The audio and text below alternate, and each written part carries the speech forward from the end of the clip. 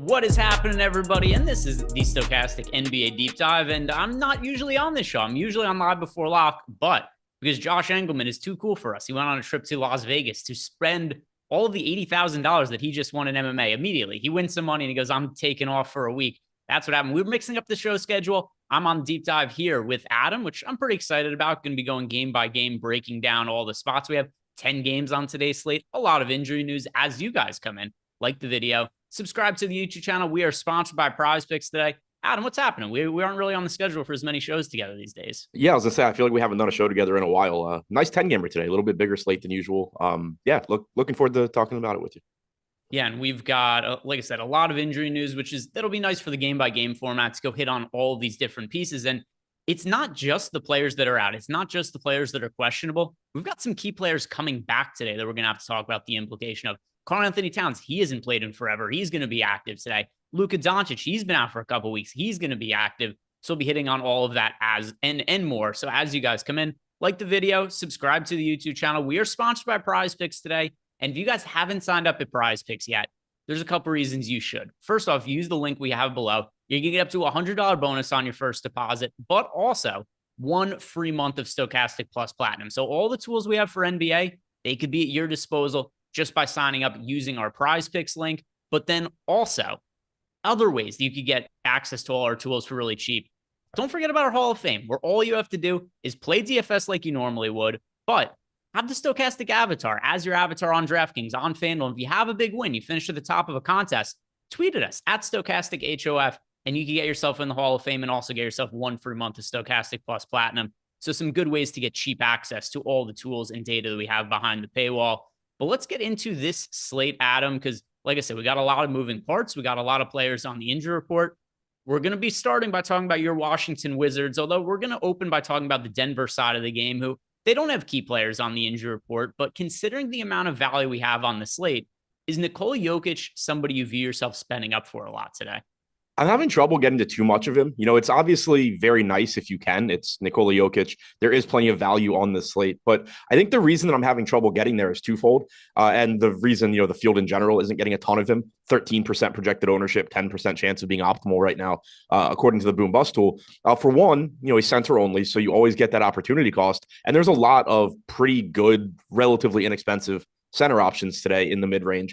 And then 2, you have 2 clear-cut top pay-up options. Not only do you have, Joel Embiid and Giannis on this slate competing with Jokic at the very top, but you have Damian Lillard playing without any teammates against Utah. Yeah. You have Trae Young playing without DeJounte Murray in a game with a 241-point total at $9,400. So you're just going to have so many lineups that start with Damian Lillard plus Trae Young. It's going to be difficult to then also get Nikola Jokic. So those are the 2 things working against getting to him. I have a crunch running right now, and just in the lineups being built, he's showing up like 7 to 8% of the time for me. So I don't expect him to be a big part of my night. And obviously that's scary, and I wouldn't mind if, I do end up getting more by the time lock rolls around, but I completely understand why I'm having trouble getting there, and I think it makes sense.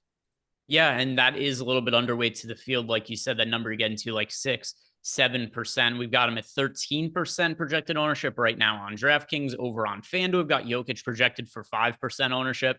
And the positionality has been an issue, especially for me lately.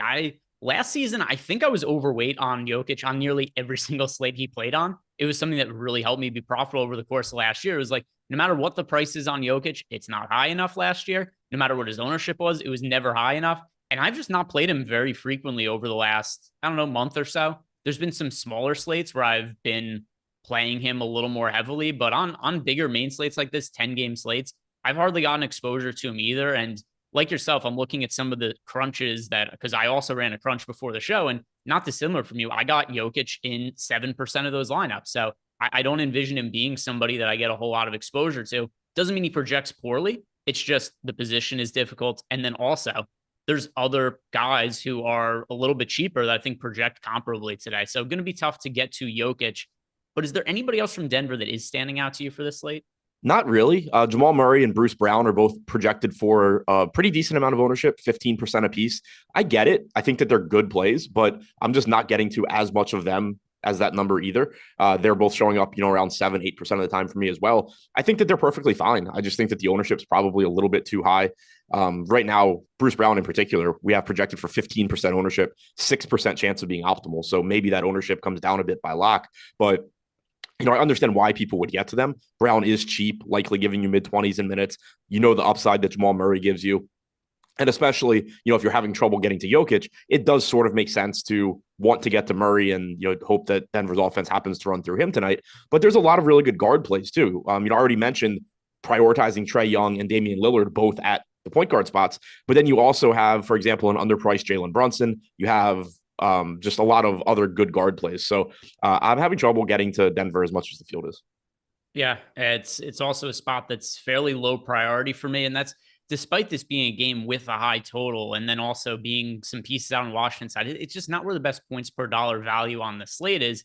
On the other side of this game, though, I do think we have some more interesting talking points because earlier in the day, Bradley Beal was questionable. He was downgraded to out shortly before our show started. In addition to that, on the other side on Washington, Kyle Kuzma is also going to be out today. So we've got no Brad Beal. We've got no Kyle Kuzma, two of the biggest pieces of the offense. First, let's start with what does this mean for Kristaps Porzingis? Is he somebody that you're going to prioritize spending up for? I think that he looks very good here. I don't know if I would say prioritize just because there are, I've already made it clear. Like I think Trae Young and Dame are very clear priorities. So it's tough to then also say that Porzingis is, but at only 8% ownership right now, actually that's with Bradley Beal still projected in. So we should get an ownership update soon, hopefully, but that number should come up. I think it's likely that he comes in around, like 12 to 15% owned. I don't have any problems with that. He's clearly a very, very good fantasy producer with no Kuzma and no Beal on the floor. If this game is competitive, he's likely to play big minutes, but there's just, to me, he's still a tier behind Young and Lillard as far as priorities go in that, upper mid-tier price range. No, definitely makes sense. And the other thing too is Porzingis. It does help him that he has power forward eligible, at least on FanDuel. We've got Porzingis. Also. Yeah, 9,000, 12% projected ownership on FanDuel. Over on DK, 8,900 power forward center eligibility. If I'm not mistaken, maybe like 3-4 weeks ago, he only had center eligibility. So the power forward edition does help him from just an overall flexibility standpoint. He's somebody that I'm going to be getting exposure to, paying up for. But same as you, where like Trae Young is going to be a higher priority in his game environment with DeJounte Murray out. But Porzingis, still a solid piece to get to tonight. But now I want to ask you about the value pieces. With Bradley Beal out, with Kyle Kuzma out, who are the value pieces from Washington that stands out, if anybody? Denny Avdia should play a lot. I expect that he'll start this game. We saw him come off the bench yesterday and still play big minutes. And in 5 games off the bench without Kuzma this year, where Beal and Porzingis were both in, he's now averaged about 29, 30 minutes per game. Now you also don't have Beal. So I think it's likely that you see Avdia replace him in the starting lineup. That's what Washington went with. The only game this year where Porzingis was in without Beal or Kuzma, we got a starting lineup of Monte Morris, Corey Kispert, Denny Avdia, Porzingis, Gafford. I'm expecting that same starting lineup today. They did end up not playing real fourth quarter minutes in that game because they got blown out by Cleveland. So we didn't see exactly what the rotation looked like, but Avdia played 30 minutes in 3 quarters of that game. I think it's very likely that him and Kispert both get in the low to mid 30s here if this game's competitive. And at 5,400, that still makes Avdia look pretty good. He's around a 0.9 fantasy point per minute guy. Kispert at 5K, difficult to trust, but the playing time should be there. He'll probably be lower owned than Avdia. One spot that I think is interesting, the guard positions in general, because you have Monte Morris and DeLon Wright, $4,600 price tag on Morris, 4K flat on DeLon Wright. Yesterday, without Kuzma, you still didn't get Morris and Wright playing minutes alongside each other. You got 31.5 minutes from Morris. You got 16.5 from Wright. But we have seen plenty of times this year where those two do play alongside each other. And with no Beal, I wouldn't be surprised if you get something like 30 minutes from Morris, 22 or 24 maybe from DeLon Wright. So it makes them look a little bit better in addition to there just being more production available. And then also the huge wild card of Jordan Goodwin, who is $3,100. He did play 19 minutes yesterday.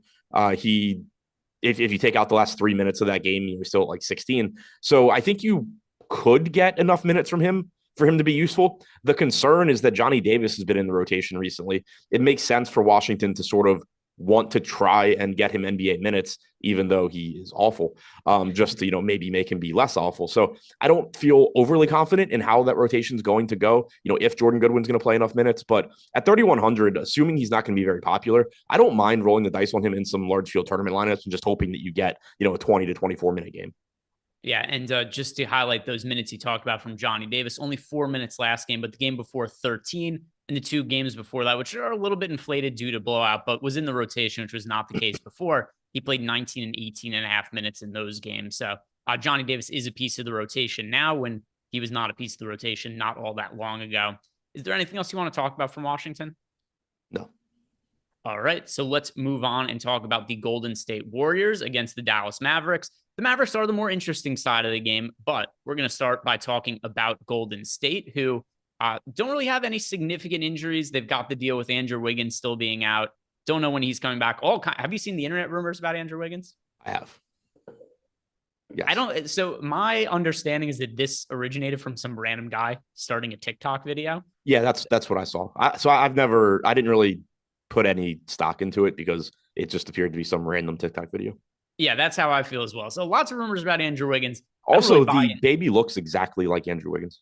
Yeah, so the internet rumor is that his child is not his, so he decided to take the season off. It's very, very, very weird internet rumors. But Andrew Wiggins remains out. No timetable for his return. He also hasn't played in kind of forever. But that aside, Wiggins is out. We've got all the other key players for the Warriors that are in. And there is kind of an interesting angle to this game that I think is worth talking about here. The Dallas Mavericks earlier in the season, when they just had Luka as their lone star, were the slowest paced team in the entire NBA. And then after they traded for Kyrie Irving, they started to play at a little bit of a faster pace, especially after Luka got injured and got taken out of the lineup, just because Luka is such a slow paced guard. I think the total for this game, just for me from a betting standpoint, considering Luka has now been ruled in, 238 is too high of a total in my opinion. That aside, though, if we're just talking about the Warriors from a DFS standpoint, do any of the pieces stand out to you now that we actually have this team relatively healthy?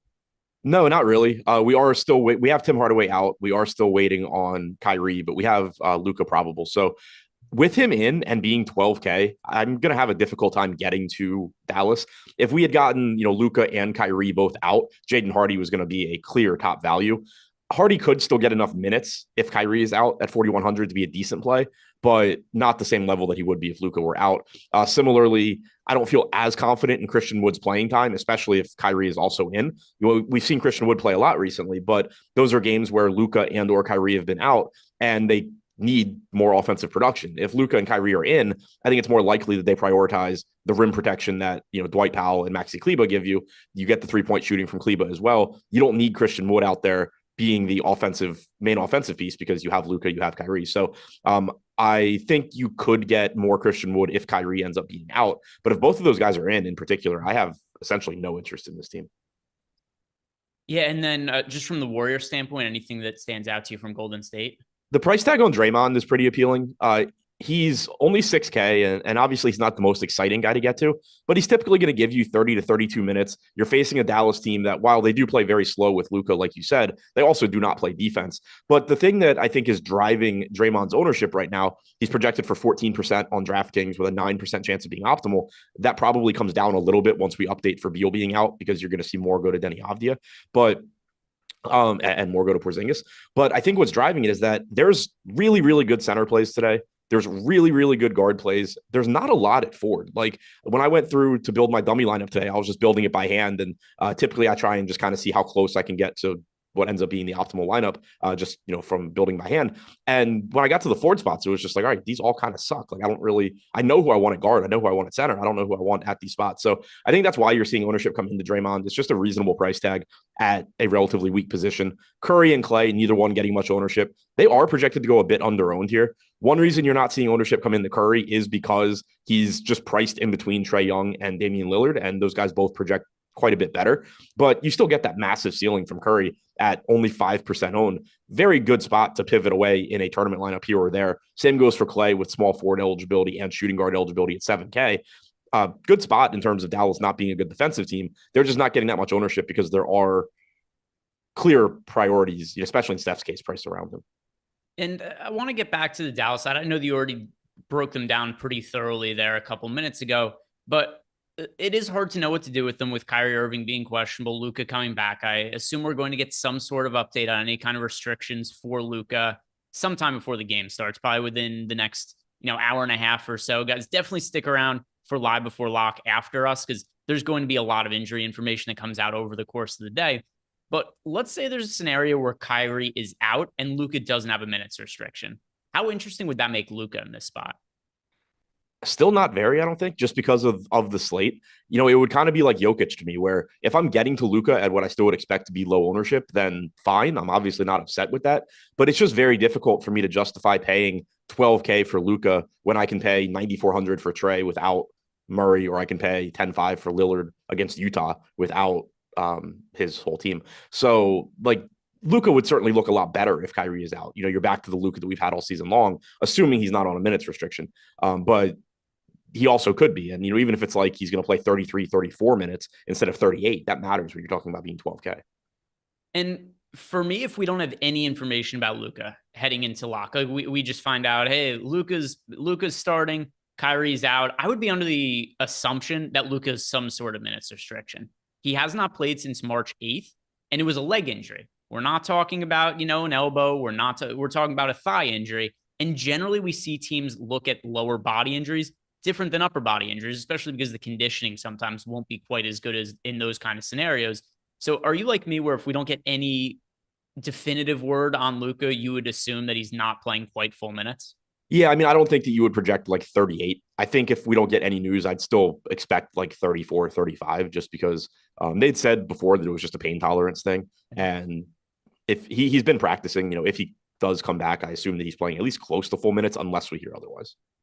So let's talk about the Indiana Pacers next. They're on the road against the Toronto Raptors. Raptors 9-point favorites in this game. And some injury news from the Indiana Pacers. We've got Tyrese Halliburton questionable. We've got Chris Duarte questionable. Now, Halliburton hasn't played in a little while here. Let's see. The last game Halliburton played was March 9th. So not all that dissimilar of a time off that we've seen from Luka. But he's been out for long enough that I feel like a lot of these Pacers guys have already been priced properly for the absence of Tyrese Halliburton. But if Halliburton was to miss another game, Adam, is there any player you would look at from Indiana and view them as still being underpriced? Not really. It would certainly make this team look a bit better if he's out. Benedict Mathurin at 5,100 would look more appealing, especially if he is in the starting lineup. Miles Turner looks a little bit better at 7,100, but I like him as a tournament play either way. And I don't think Halliburton being out moves him from being a decent contrarian play to being, a priority. You still have a lot of other centers that look a little bit better. So I don't think it makes a huge difference there. Buddy Hield would look better if Halliburton's out, but still, I think pretty much correctly priced at 6,300. Same goes for McConnell at 5,900. All those guys look better. And if Halliburton's in, for the most part, I don't really want to play them at all outside of Turner and maybe a little bit of Mathurin. If Halliburton's out, they look playable, but I don't think anybody would move into true priority status. I don't think there's anybody on Indiana at this point that is like Jaden Hardy, where if you got Doncic and Irving ruled out, he suddenly is the highest owned guy on the slate. And then on the flip side, if Halliburton ends up playing, it just largely makes this team not interesting to me. It's a team that already, even if Halliburton's out, I don't think is massively interesting. But particularly if Halliburton plays, I think he'd be somewhat limited. He is a full price tag. So if Halliburton's in, would you like Halliburton, and would you like anybody else from Indiana other than if Halliburton's in? I wouldn't really like anything. Halliburton is $100 more than Trae Young. He's 200 less than Curry. He's only 1,000 less than Lillard. We don't know if he'd be restricted or not. If he's not restricted, you get a high ceiling from him, but it's just really tough to pay what I think is essentially a correct price on Tyrese Halliburton on a slate when you have so many guards that are underpriced for their roles. And now let's talk about the other side of the game, the Toronto Raptors. Scotty Barnes is questionable. Gary Trent is questionable, and Precious Achiuwa is questionable. So the big ones here are Barnes and Trent. If these guys do not end up playing, Adam, both Scotty Barnes and Gary Trent, is there a value play that you would want to be getting to from Toronto in that scenario?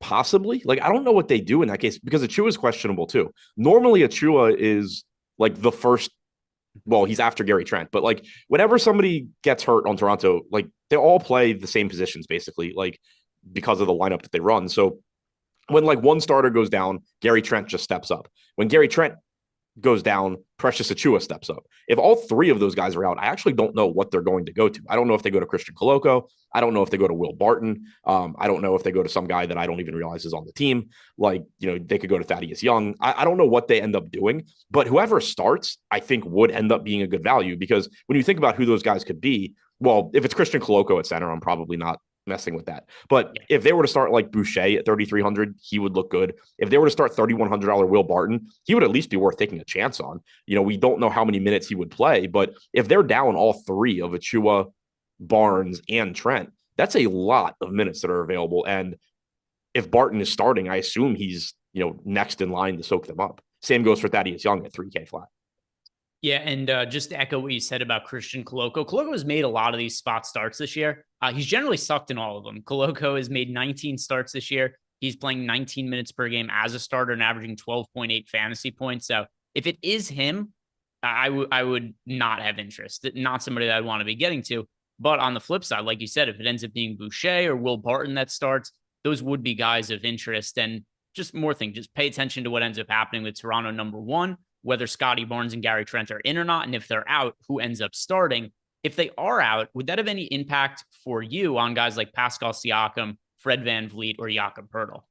Not too much, because those guys already do, the bulk of the heavy lifting anyway.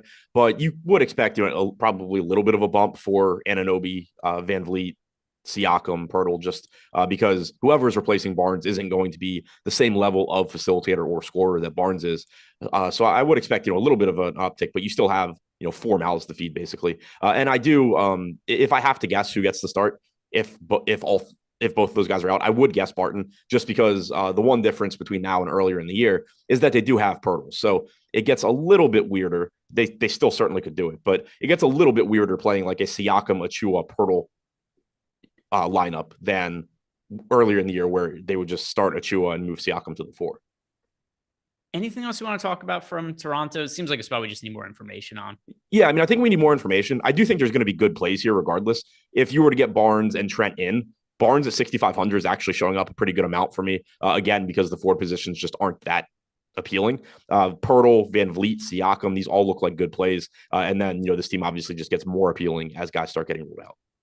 And then one other thing that I should mention is, I'm not sure if we talked about it while we were going over Toronto. If Scotty Barnes is out and Gary Trent is in and Trent starts, Trent becomes an excellent play in that spot. Yeah. I'm not sure if we talked about that. No, we didn't say it specifically, but yeah, I would expect, 36 minutes or so from Trent if he's starting in place of Barnes. So let's move on to the next game. And another one that, not one we have to spend a whole lot of time on. This is one of the more value devoid spots on the slate. The New York Knicks against the Miami Heat, two teams that played a relatively slow pace. The total is 224.5, second lowest of the entire night. For the Knicks, everybody is healthy right now. They're running slightly deeper rotations this year with Tibbs than they have in previous years. Julius Randle is coming off just an insane game. I don't know how the Knicks ended up losing that game. Randle scored like the third most points in team history, put us up 57 points. 140. That's typically how you lose. Yeah. Well, yeah, it certainly doesn't help, but not often will you see a team have their star player score 57 points on decent efficiency and they end up losing that game. But all that aside, is there anything that's really of interest to you still with this next team? Because this is not the best matchup and the prices are kind of expensive now. Jalen Brunson stands out. He's the only one that I really like from the Knicks. You get the ceiling from Julius Randle. That's fine. That goes without saying. You get Mitchell Robinson at a pretty cheap price tag where, you could maybe get lucky and run into a double-double or get a bunch of blocks, but not, a priority at center. But Jalen Brunson at 7,300, I think that's just a mispricing. This is somebody that prior to his injury was, $83, $84, $8,500 on DraftKings.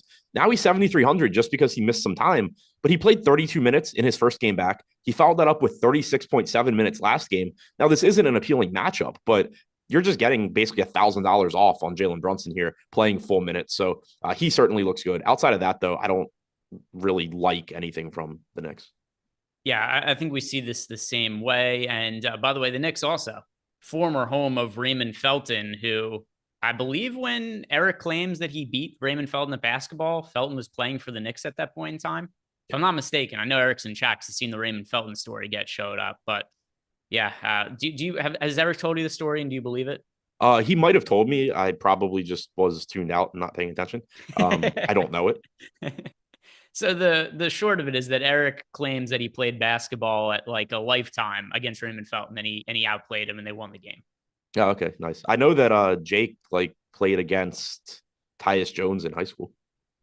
I know that Jay Curry also played against Eric one-on-one at basketball in Chicago and beat him. So just if we're going to use the transitive property here, like how good of a basketball player is Jay Curry? If Eric's better than Raymond Felton, and Felton made a considerable amount of money in the NBA, just how good is Jay Curry?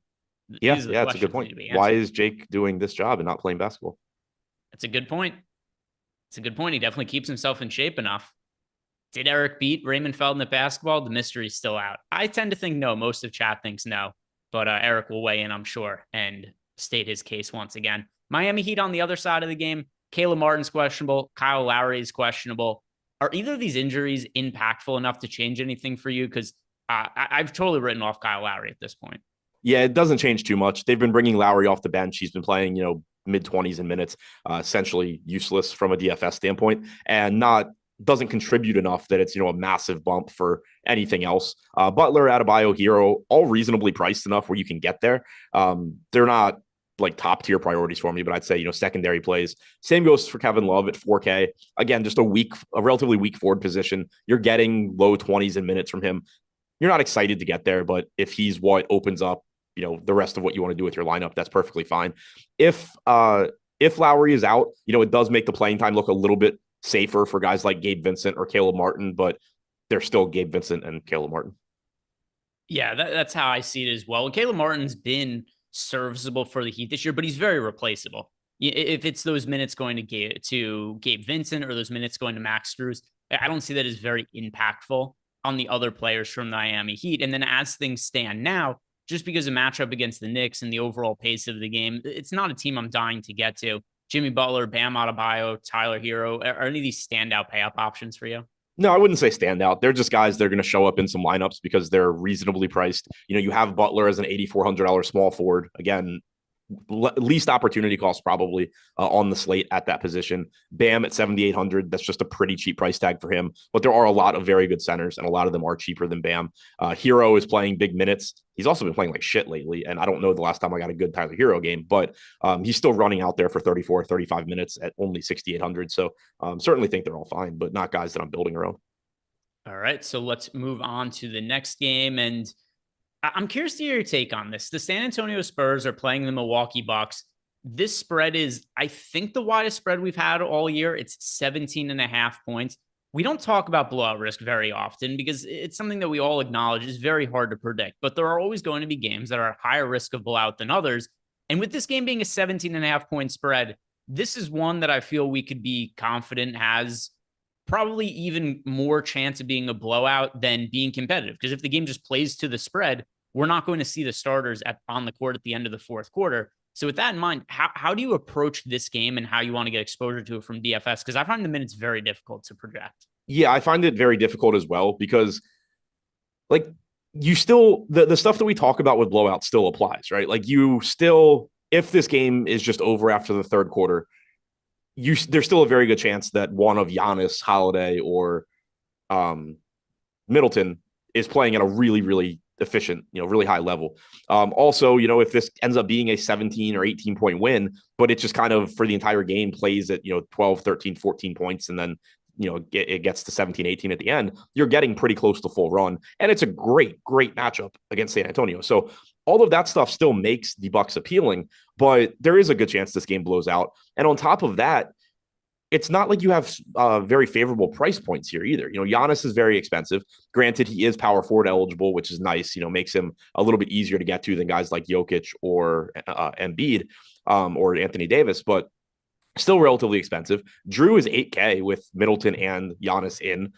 Middleton 7,800. So like if you want to take shots on those guys in tournaments and hope that the Spurs just sort of hang around in this game, that's perfectly fine because it is a great matchup. But I think the combination of the relatively high likelihood that this game does get out of hand and the fact you're not really getting any sort of a discount on these guys makes it pretty tough to get there. I did want to note that this morning we had Giannis projected for 1% ownership, which I thought was very, very interesting given that he's facing the Spurs. He is up to about 11-12% ownership now. So I think that's pretty much in line with like where he should be, if not, a little bit overowned. And then on the Spurs side of the game, we have Keldon Johnson listed as questionable. We have Jeremy Sochan listed as questionable. If these guys are out, what are we going to be looking at in terms of value? Because I don't think that who starts for the Spurs also is going to be really indicative of what their minutes are going to look like in this game. Because if the game gets out of hand, who knows what it means for some of the minutes for some of these guys. Like this Dominic Barlow just end up playing extended minutes. Gorgie Jang. Do we see Blake Wesley, somebody like that off the bench, just end up getting extended minutes? Is there anything that you would see standing out from the Spurs when, like I said, Keldon Johnson's questionable, Sochan's questionable. Then we also have Devontae Graham is out, Doug McDermott's out, Romeo Langford is out, Trey Jones is out. So what do you make of the Spurs side of the game? And is there any value that stands out to you? I mean, there certainly could be, because they could get to the point where they're just short on players, and most of the guys playing would be guys that get garbage run, or at least potentially would get garbage run anyway. So we know Vassell's back. We know Collins is back. If Keldon Johnson and Jeremy Sochan play, I'm not really interested in anything from this team because you are getting those four guys back, and so the team's not that shorthanded. They're all reasonably priced. But if you get Johnson out, you get Sochan out. Collins and Vassell both look very good just from a point per minute standpoint, but you do have the massive blowout risk with those guys. Like I wouldn't expect those guys to be playing garbage time. But if Johnson and Sochan are out, we already know Langford is out, McDermott's out, Trey Jones is out. Like you're getting to a point where Keita Bates-Diop probably plays a lot. He only played 18 minutes yesterday, so he obviously had a disappointing game there. But at 4K flat, if he's starting again, he's probably playing a lot of minutes. Blake Wesley's only 3,900, and you're getting very short on guards. You basically just have Malachi Branham and Devin Vassell. So Wesley could certainly get minutes. If you wanted to go deeper and go to like Dominic Barlow, if Sochan and Johnson are out, then fine. But I think Bates-Diop, Branham, Wesley would be the guys that I find most interesting, especially Bates-Diop and Wesley because they're so cheap. And if I'm not mistaken, if Keldon Johnson and Jeremy Sochan are out, the Spurs only have 9 active players, correct? Not positive. Collins, Vassell, Branham, Wesley, Bates-Diop, Mukavalishvili, Champagny, Barlow, and Gorgie Jang. I think those are the 9. They have 11. Right. Yeah, they have 11 if Keldon and Sochan play. So, I mean, that is an important point, is that you do get to a point where if so many of these players are out for the Spurs, maybe the minutes do become easier to predict just from the standpoint of they only have so many guys active and they all have to play. Yeah, wait, did I miscount one? I just counted. Oh, I forgot Vassell. Yeah. So I have them with 9 if those guys are out. So yeah, that goes back to, what I was saying, where you're not expecting Gorgie Jang to really be a part of this rotation no matter what. So that basically means you have 8 guys. So you're probably getting, if they get ruled out, you're just getting Blake Wesley needing to play a lot of minutes. You're getting Dominic Barlow needing to play a lot of minutes. If the game gets out of hand, those guys are probably getting garbage time too. So this team does have the potential to actually be a team that we can get some value from. And then just my final thoughts on the Milwaukee side. I know you said it was a spot that you don't have a ton of interest in. I'm on the same page. The other thing that I think is pretty concerning from the Bucks side is even if this game isn't outright a blowout, they don't have to play Giannis 36 minutes to win this game. I think you could see a game where the Bucks win by 15 and they're just like, hey, Giannis plays 30 minutes, Jrue plays 30, Middleton plays 28. And that would be enough to inhibit a lot of their upside. So I do think that Milwaukee is not going to be a team that I have all that much interest in. Anything else you want to add from this game?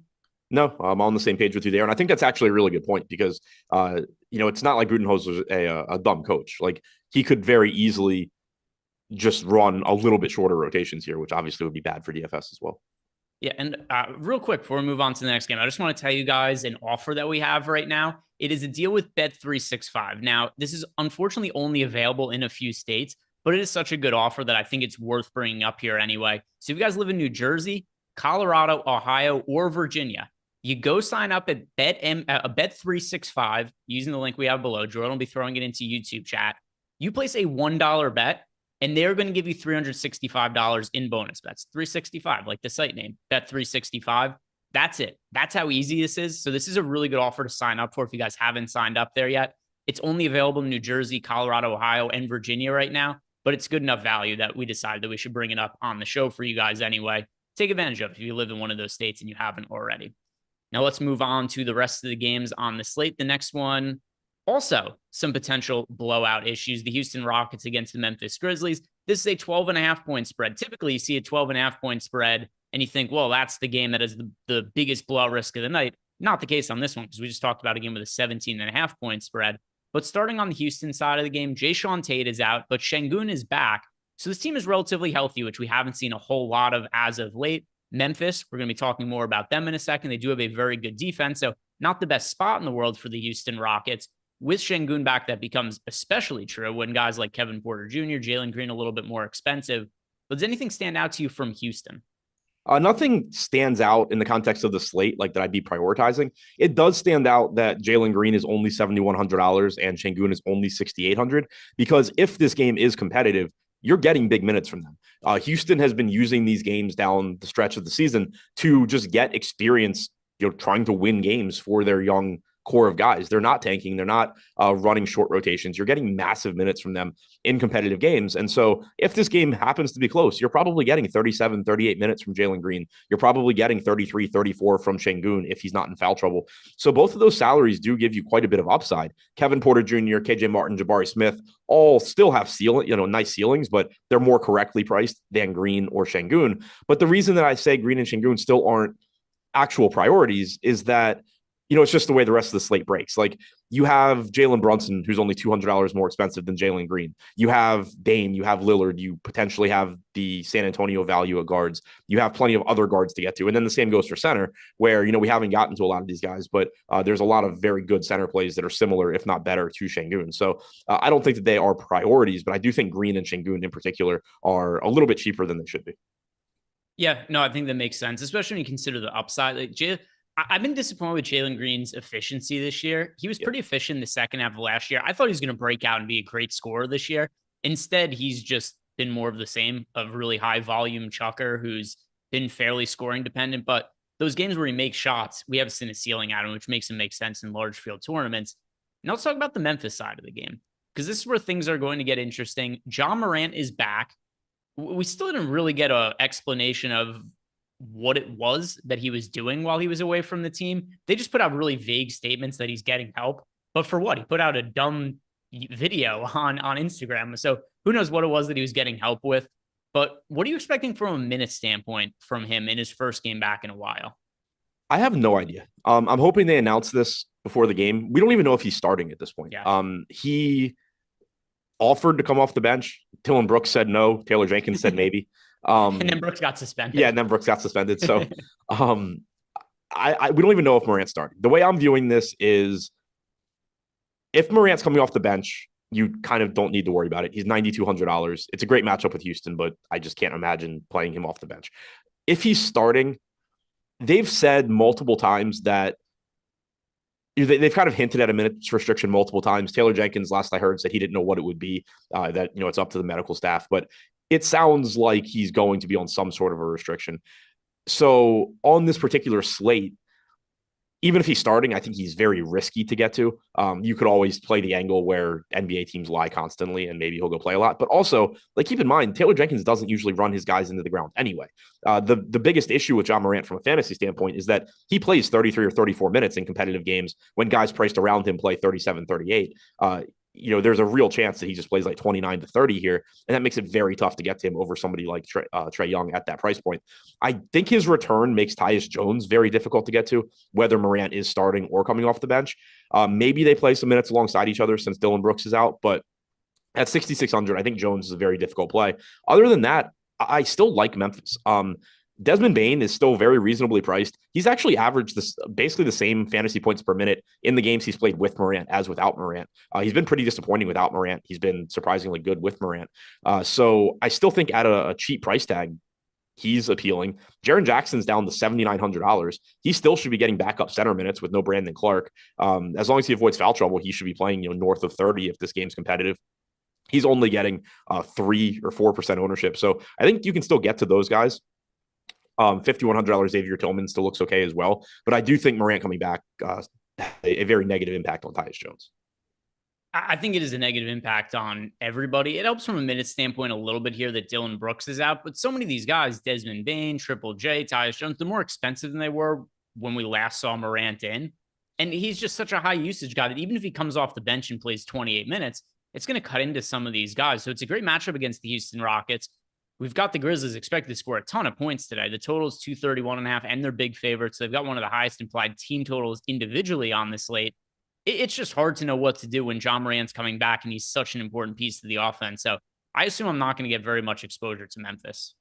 Yeah, I mean, to me, I think it's, well, we also need to talk about the wings. Like, that's where you're getting a lot of ownership. We don't know who's going to start for Dillon Brooks, but if it's David Roddy at 3,200, which we have projected, he's projected for 37% ownership, which is higher, which is high, 26% chance of being optimal, but clearly a good value at a weak position. Similarly, you have a $3,100 John Conchar, you have a $3,800 Luke Kennard.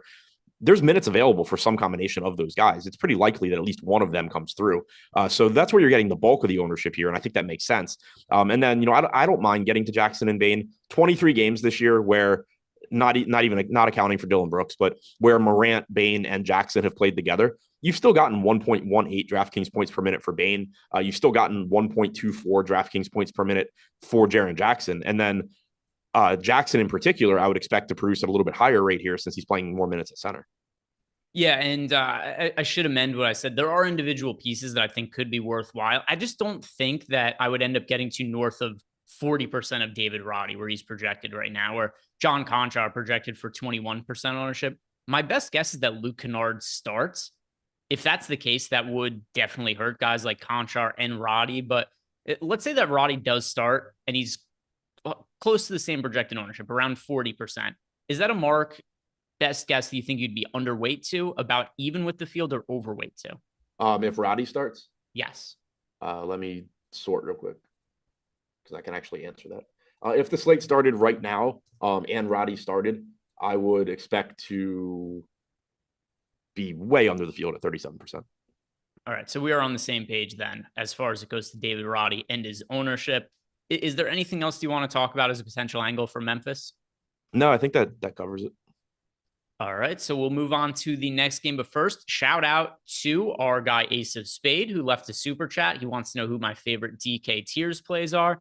So I've got the lineups run right here, and Ace of Spade for you. These are the players I got the most exposure to in each tier for DK tiers. Tier 1, Nikola Jokic. I think this is the spot that you would be getting exposure to him. Now, with that said, Luka Doncic is second for me, but if we find out that Kyrie is out and Luka has no minutes restriction, then I think it'd be reasonable to go Luka over Jokic. As things stand now, though, I have Jokic over Luka. Tier 2, pretty easily Damian Lillard for me. He should be a tier 1 guy, shouldn't even be in tier 2. Tier 3, same thing. Trae Young is in tier 3. He's benefiting from the absence of DeJounte Murray. He's the clear top option there. Tier 4, another one, same sort of scenario. We've got Kristaps Porzingis in tier 4. He's not a tier 4 guy when Bradley Beal and Kyle Kuzma are out. So Porzingis, I think, is a pretty clear option in tier 4. Tier 5 is where it's a little bit more spread out. I think the two best options, though, are Fred VanVleet and Jimmy Butler. And then tier 6, this is probably the most spread out tier we have the entire night.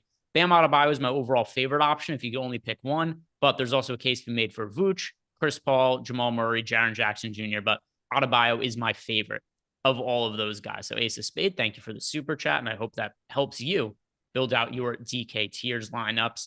So let's move on to the next game we have, Adam, and it is the 76ers at the Chicago Bulls. And from the Philly side of the game, we've got some injury news here that could be pretty impactful for the slate. We've got James Harden listed as questionable, and then lesser injury news. PJ Tucker's questionable, Jalen McDaniels is questionable. But starting with Harden, if he is out, what would you be doing with Joel Embiid, who would be projecting clearly way better without James Harden, but at the same time also, he's center eligible only?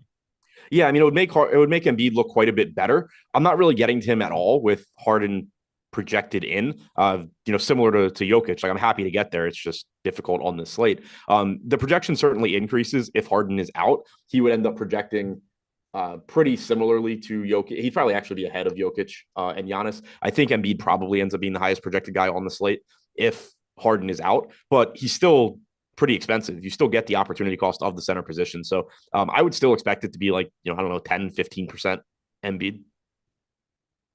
Yeah, I think that's reasonable. Actually, what's kind of funny about Joel Embiid is how much I'm going to like him is going to depend on when James Harden is ruled out. Because if Harden isn't ruled out until after lock, let's say Harden's ruled out 30 minutes before this game starts, I'm going to try to get to as much Embiid as possible because I think he's going to go way under-owned in that kind of scenario.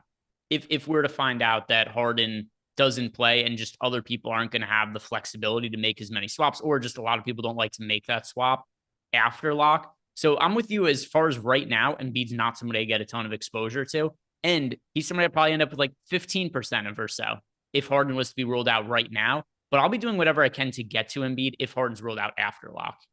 Yeah, I mean, I think like I agree with you. I think the later he gets ruled out, the better it is for Embiid. I still don't want to like completely override everything just to get to Embiid though, because I do think that he's still expensive and there's still a lot of opportunity costs there. Like I don't necessarily want to just be giving up a bunch of like Lillard or Nurkic or Watford or whatever it may be to force him in. So like I think he looks better because you can project lower ownership the later Harden gets ruled out. But still, I don't think like ends up being somebody that I'm like jamming in. And then as for the other guards on Philadelphia, if there is no James Harden, Tyrese Maxey, Anthony Melton, Shake Milton, these kinds of guys, who of them would benefit the most, and who would be your primary DFS targets in the backcourt for Philadelphia if Harden doesn't play? Yeah, I'd expect Maxey and Harris to benefit the most. There's just more usage available, more playmaking available. $6,900 price tag on Maxey, $5,700 on Harris. Melton at 5,400 would look better as well. I think Maxey's the guy I'd probably end up getting to first there. He also has shooting guard eligibility, which is pretty useful. And by the way, shout out to Michael Pavlik in the chat, who's reminding everybody, don't forget to gently apply pressure to the like button, folks. Not me asking. This is one of our valued members of YouTube chat, Michael Pavlik, asking you guys to apply some pressure to that like button. Gives us the thumbs up. We do appreciate it. It helps us grow out the YouTube channel. Now, is there anything else you want to bring up from Philadelphia here, Adam, before we move on to the other side of the game? If Harden's in, I'm mostly uninterested in this team. Yeah, and also I'm not going to play Harden if he's in either. Yeah, like I'd be if the slate started right now, I'd have like 5% Harden, which whatever. Now let's talk about the Bulls side of the game. And from Chicago, relatively healthy. We've got Alex Caruso listed as questionable, but Javonte Green is probable. So I think he could pick up a lot of the minutes that we would normally see go to Alex Caruso, and Javonte Green would be a non-factor himself. So I don't think the Caruso injury individually is going to be very impactful. But do you see it differently if Caruso is ruled out? Is there a value piece you'd like to be getting to? If he gets ruled out, I would be curious to see who starts. Last game, we had Patrick Williams in the starting lineup. He played 31 and a half minutes, but that game went to double overtime. He played about 7 minutes in double overtime. So you got like 25, 26 minutes from him in regulation. Kobe White played around 24, 25 minutes in regulation. Patrick Beverley played about 30 minutes in regulation. So if Caruso's out, you do get a little bit more stable playing time for those guys. And they are all pretty inexpensive, but they're also not particularly good point per minute guys, especially when you still have Vooch, Levine, and DeRozan active. So they'd look, marginally better, but I don't think that I'd go crazy getting to any of them. Yeah, and that's really how I feel about Chicago on the whole as a team. This is the spot, lowest total the entire slate, slightly behind the Miami-New York game in terms of lowest total of the night. And then, Vooch, Levine, DeRozan, it's a tough matchup. They're all individually fairly expensive. One of my least favorite teams in the entire slate, the Chicago Bulls. Yeah, agreed. Goes without saying that if you get to some Levine, DeRozan, Vooch, that's fine in tournaments, but they don't stand out as priorities. All right, few spots left to talk about next. This is going to be one that's a very, very pivotal part of the slate, the Atlanta Hawks. So there's going to be no DeJounte Murray. He is out. He's dealing with an illness, I believe. I forget what it was, but either way, DeJounte Murray missed last game. He's going to be out tonight as well. Do you have any concerns that Bogdanovic could be rested, considering this is the tail end of a back-to-back? Yeah, he's listed as questionable, and that's not overly surprising. He did play a back-to-back at the beginning of the month, so it's not a foregone conclusion, but wouldn't be surprised at all if he ends up sitting. So it always confuses me. I never know what to do when they list somebody as questionable for rest, because it's literally just a decision that you're going to make. It's not a health thing. To make this even weirder, he played the back-to-back March 3rd and March 4th, but then they had a back-to-back March 10th and March 11th, and they held him out for the 11th. Yeah. So I don't have a good feel on whether Bogdanovic is going to play or not, because he's listed as questionable. They've had two back-to-backs this month. He sat in one of them, played in the other one. So that also adds a little bit of confusion. Maybe something that helps is that the game was a blowout yesterday. So he screwed a lot of my lineups by only playing 27 minutes when it seemed like he was going to be putting up a big game. But let's first assume that Bogdanovic is in. If he's in and if he starts as he did yesterday, how would that make him look as an option? He would look good. I would expect 28 to 30 minutes if he's starting. He did lose a few minutes down the stretch last game, potentially, if he was going to be in the closing lineup. They might have just gone with AJ Griffin, who knows. But I would expect around 28, 30 minutes from him if he starts. At 5,400, that's going to look pretty good. Same price tag that you have on Denny Avdia, who, also looks good. But if he's starting, I like Bogdanovic at that price still. Yeah, I think he's somebody I would be getting to. I'd be hesitant to project him for a lot of minutes, considering it is the tail end of a back-to-back and they haven't played him a ton of minutes down the stretch of the season. But if he's in and if he starts, would be somebody I get exposure to. But the guy who I think is clearly the top overall play on the team we have to talk about is Trae Young. Considering that there is no DeJounte Murray, the opportunity that's available to him, and just the pace of this game, the total is 241.5. The spread is only 5 points, so it's expected to be fairly competitive. How high of a priority is Trae Young as a pay up for you? So he's very high. I've mentioned that a couple of times. I am surprised that I'm not getting as much of him as I expected right now. And that could certainly change by lock. But we updated ownership and I plugged everything in just to see, if the slate started right now, what I'd be getting to. And on DraftKings, I'd only be getting around 23% on Trae Young. He's projected for 31% ownership. We have him with about a 22% chance of being optimal. So I think he's a very, very good play here. Like you said, this is a very appealing game. It's a pretty cheap price tag. He's played 762 minutes without DeJounte Murray on the floor this year, and he's averaged 1.5 fantasy points per minute. He has a 39% usage rate and a 50% assist percentage in those minutes. He's a phenomenal play. I think what it's coming down to for me and why I'm getting a little bit less than the field is just that there are so many good guard plays on this slate. I do really want to be getting to Damian Lillard as well, and they're both, really popular. So playing them together in a bunch of lineups, sort of just makes it so you're going to overlap a lot of the field. So I think that's why I'm getting a little bit under on him right now. But again, if this were to change, ownership projections change a bit between now and lock, or something starts showing up as contrarian that I really like, I love getting to Trae Young here. I'm not looking at this one. Like yesterday with Mamukelashvili, I was very confident that not getting to 50% of him was the way that I wanted to approach the slate. Here with Trae Young, I am more than happy if I happen to plug my lineups in later and I have 60%, but because I do think he's a very, very good play. But I also do kind of understand why I'm not getting as much as I expected, just because all of the ownership coming into him and Dame does push down the ownership on some other guards that I can get to at, reduced ownership.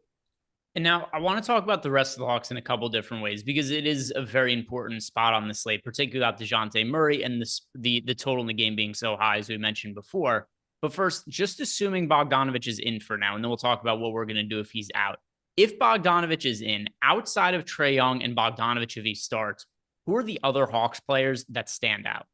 I love Clint Capella here. $5,600 price tag. He's pulling 20% ownership. I'd be right around the field if the slate started right now. But this is a very cheap price in what's likely to be a fast-paced, high-scoring game.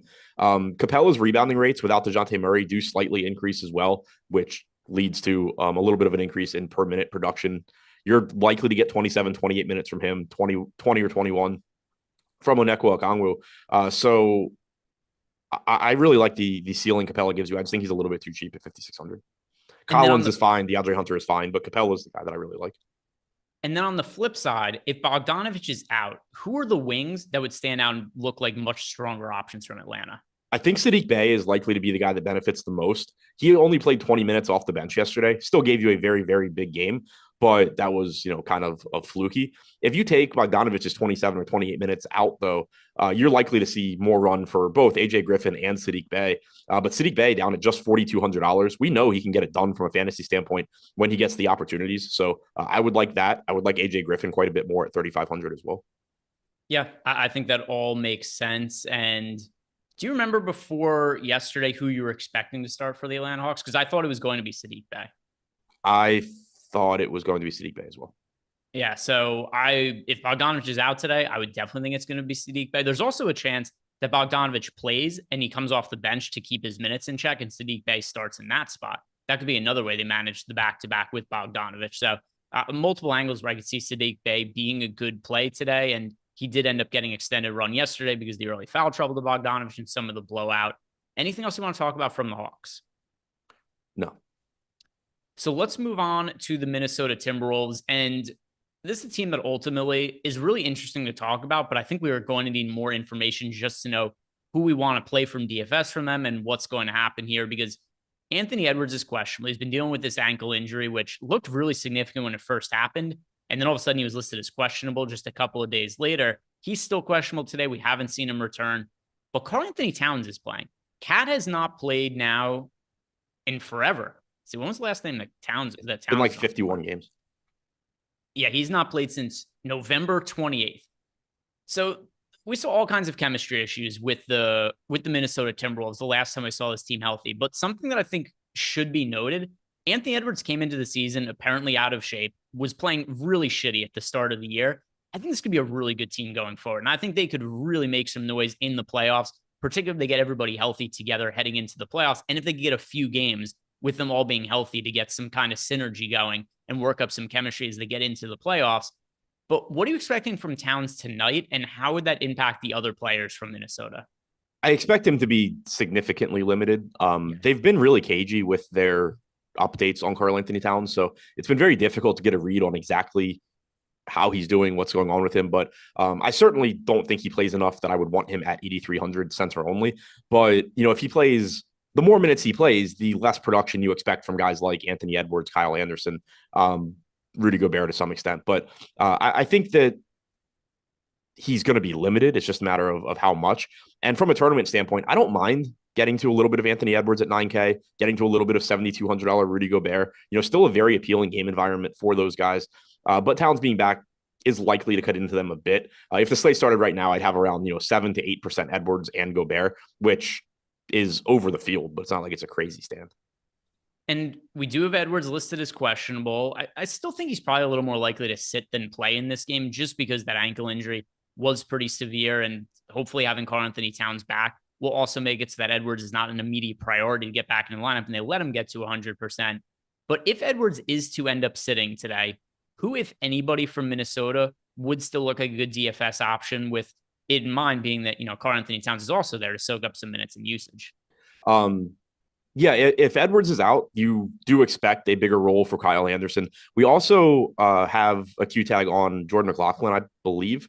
I'm trying to double check that. I think I saw that come across earlier. He's questionable with an illness. Yeah, and so is Jalen Noel. So, potentially, if all three of those guys are out, then maybe Nickeil Alexander-Walker plays a bit more. You would expect Taurean Prince to move into the starting lineup, but he's up to 4,900 now. I'm not expecting him to shoot 100% from three again. I would not really be that interested if he's starting. Yeah, Taurean Prince, who had the best game of his career last time out. And the other thing, too, is the Timberwolves injury reports are so fugazi that it's hard to know what's serious and what's not. They don't update their injury reports. If somebody rolls their ankle, like Rudy Gobert, for instance, he'll play every game and just be listed as questionable for a month. And he's finally off the injury report. But, Jalen Noel, for instance, has the knee issue, but he was questionable in previous games and ended up playing through it. So it's hard to know how serious that injury is. So just be on the lookout for any kind of updates here. I don't expect anything to be a priority here no matter what, just because Karl-Anthony Towns is going to be playing today. He's going to be taking out some extra usage like we talked about. But it's going to be relevant for the late night slate. Anything else you want to add from Minnesota and Atlanta? Nope. So let's move on. A couple games left to talk about. But I do want to let you guys know that since we have all of these pieces on the injury report today, so much that's going to be moving, so much more news that still has to come out. If you guys don't have a Stokastic Plus Platinum membership, and if you've never had any kind of membership to Stokastic, you could sign up using the link we have below and get 50% off any package we have over at the site. And that could be anything.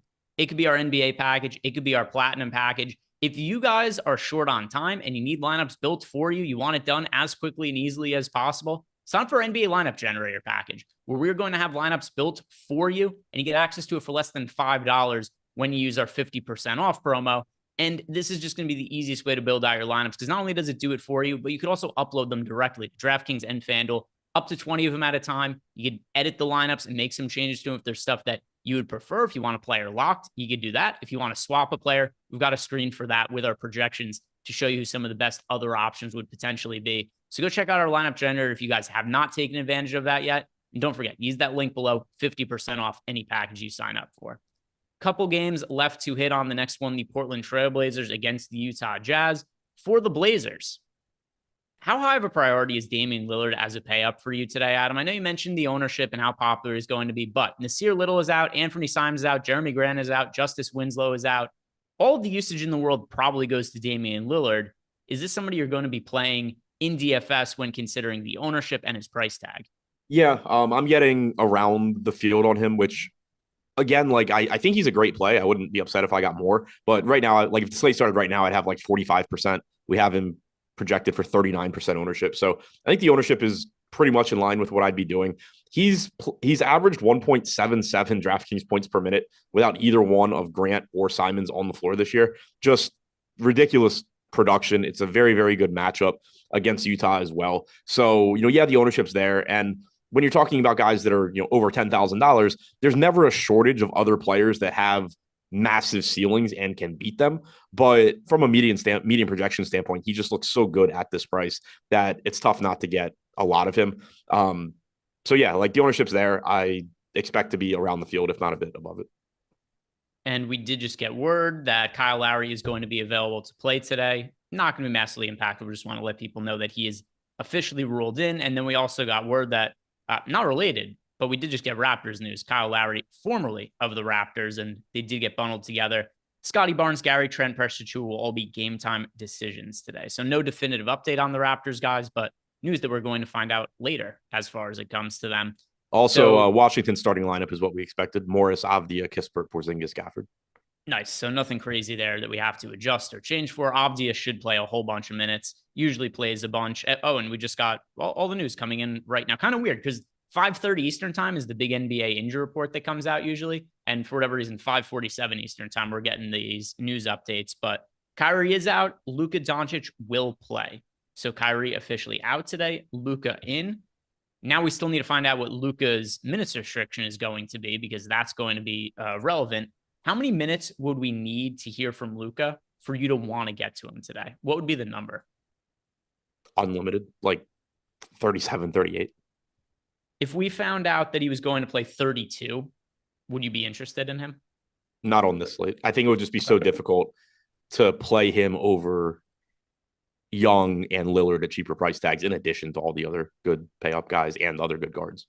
All right, fair enough. Just wanted to make sure we hit on that Dallas news just because it just came out with 12 minutes left in the show. Guys, after we're done, stick around because Live Before Lock is going to be on right after us. Let's talk about the other pieces from Portland. We know that Dame's a good pay up option. He's a strong cash game consideration as well. Is there anything else here of a lot of interest to you when it comes to Portland? Who are the value options with all these other pieces out? Yeah. So one other thing I wanted to mention on Dame, because I've seen it come up in chat. We got, kind of the weird comments from Dame after last game, acknowledging that it's getting to that point in the season where maybe he should be taking his foot off the gas. There's some chance that he plays, 30 minutes tonight instead of his normal 37, 38. But with it being Dame, I have a hard time expecting that to be the most likely outcome. I think it's one where, like, if you play him and that happens, you're just going to be like, oh, well, that you knew that was a risk. But this is somebody that loves playing basketball and he wants to go out there and play. If he's playing in the game, I'm assuming he's playing normal minutes, at least until we see that he isn't. So it's a risk, but it's not. I don't think it's the most likely scenario or anything like that. As far as the rest of the team, there's a lot of other stuff to get to as well. Good matchup overall. You should get plenty of minutes for Cam Reddish. You should get plenty of minutes for Matisse Thybulle. Yusuf Nurkic is relatively inexpensive and should see a little bit of an uptick in production without the other guys on the floor as well. He's only played 86 minutes without Grant or Simons, but he has nearly a 30% usage rate over that stretch. Trendon Watford is my guess at who replaces Jeremy Grant. Last game, we had Cam Reddish get the start in place of Grant. He didn't play that many minutes. Watford still played 30 off the bench, but now you also have Simons out and Little is out. So my guess is that you get a starting lineup of Lillard, Reddish, Thybulle, Watford, Nurkic. Watford is center only on DraftKings, so there is some opportunity cost there, but at only 5,300, likely playing a bunch of minutes, I don't mind getting to him. So this whole team basically looks good. If we were to get a different starting lineup where like Shadon Sharp starts at 3,600, I think he'd be fine as well. Nurkic is an interesting tournament option to me because the upside is apparent, but the problem is that the downside is also really apparent. I never know what to do with his minutes, but they've been a little bit more consistent over the last 3 games. 26.5, 25.5, 28.5 in the last 3 games. What would you feel comfortable projecting a minute ceiling for Nurkic? If everything breaks right, what do you think is the most playing time we could potentially see out of him? The most? 28 to 30. Okay. I keep playing Nurkic in tournaments, thinking like this will be the day he goes out and plays 32 minutes and crushes, and then it never happens. Yeah, I mean, I guess he could play more. Especially, in this situation where you are likely to have Watford playing a lot of minutes alongside him. I think expecting like 26, 27 is like from a median standpoint is where it is, what I would expect.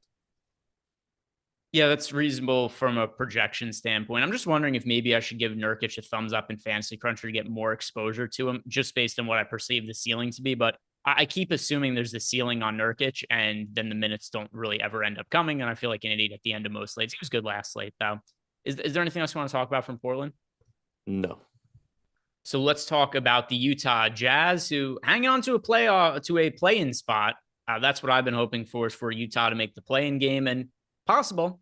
Got about a dozen games or so left in the season, holding on to a spot. They are favorites tonight, so some big games coming up for Utah. And the injury report: Jordan Clarkson remains out, Colin Sexton remains out. We do have Lauri Markkanen back in the lineup for tonight's game, so we've got him coming back after he missed last time. Is there anything that stands out to you from Utah with Markkanen back in the picture in what should be a fairly fast-paced and high-scoring game? I'm getting a lot of Markkanen, which does scare me because he's dealing with the back injury, but I assume he's good to go since he's playing. He's only $9,100, which is a relatively inexpensive price tag for him. It's an appealing game, like you said. You're playing without Jordan Clarkson, which hasn't made a huge difference for his rates this year, but I think at the very least means he has a little bit higher ceiling since he doesn't have to compete with Clarkson for touches. He played 35 minutes in his most recent game. So assuming he goes out there, plays 34, 35 minutes at a relatively weak small forward position, I'd like getting to him at like 8% ownership. I'm getting quite a bit more than that right now. So he's the only guy from Utah that's really showing up for me. If you wanted to get to a little bit of Horton Tucker or Kessler or Olynyk, those guys are all fine. But Markkanen's the guy that at his current ownership, I'm actually playing a lot of.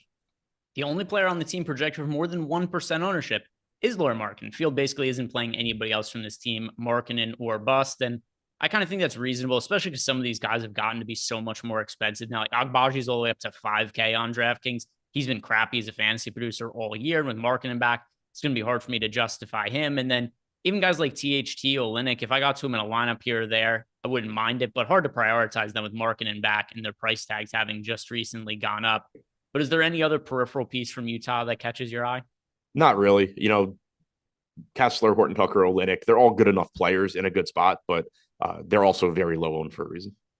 All right, so let's move on to our final game of the entire slate. Just one spot left to talk about. It is the Phoenix Suns against the Los Angeles Lakers.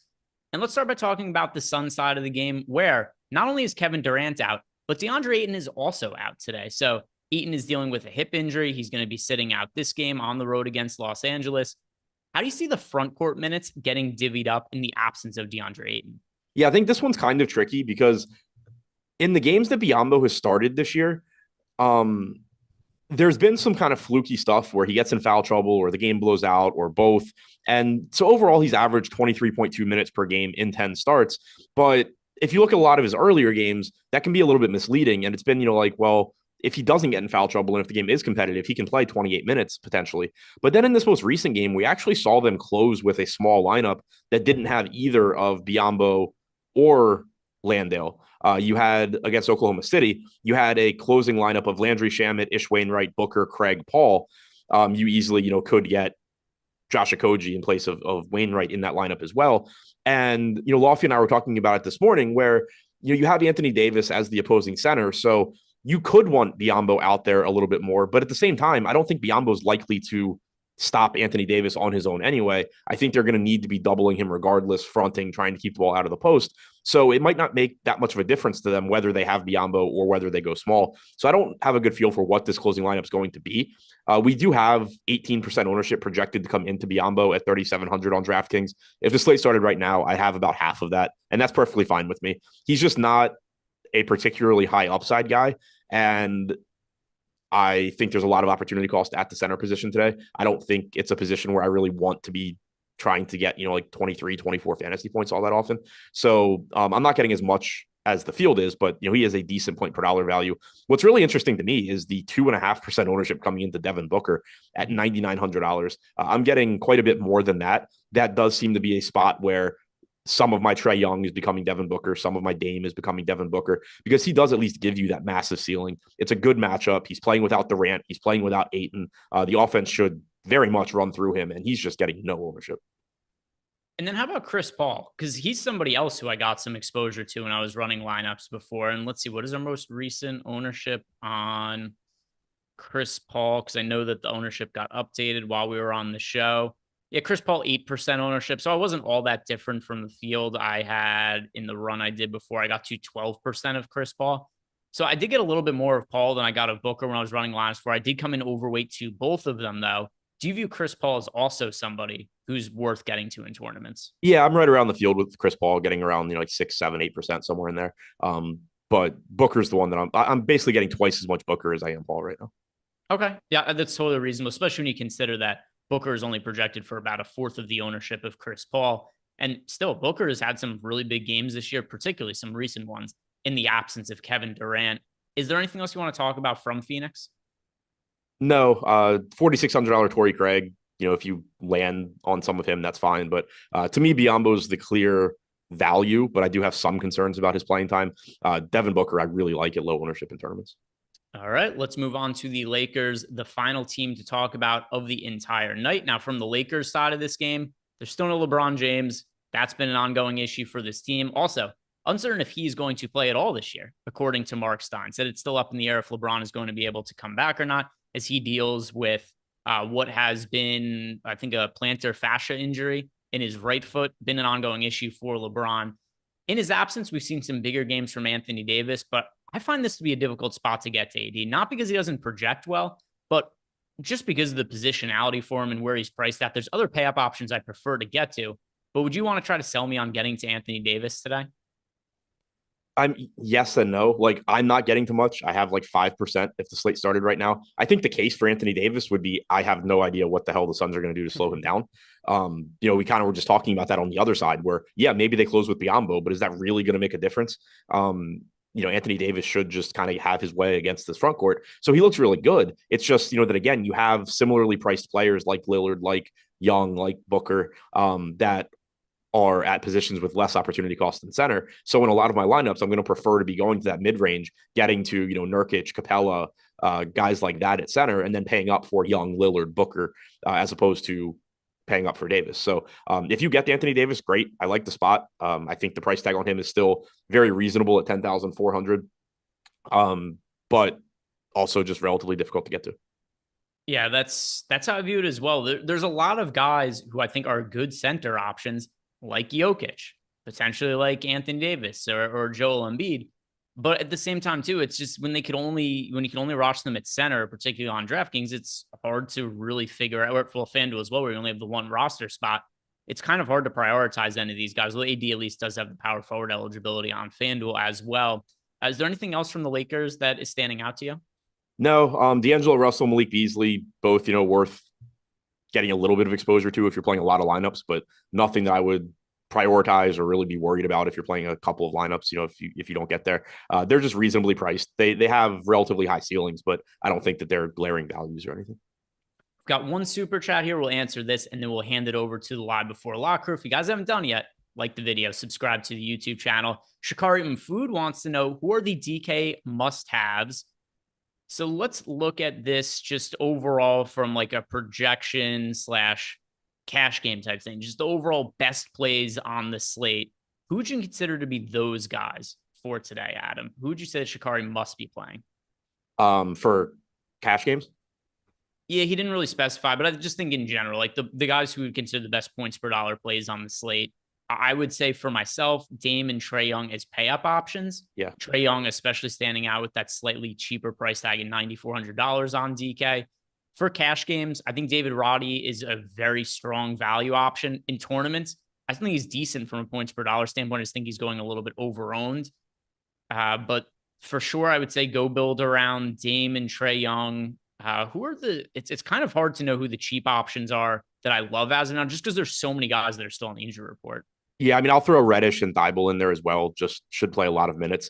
Roddy, if he's starting at 3,200, if he's coming off the bench, he's fine also, but certainly projects very well at a weak position if he starts. But I think Young, Reddish, Thibault, Lillard, all where I'd be starting a lot of lineups, especially if I'm playing cash. All right. And that is going to do it for us. Once again, guys, if you haven't done it, do us a big favor, like the video, subscribe to the YouTube channel, and stick around because Live Before Lock is coming up right after us.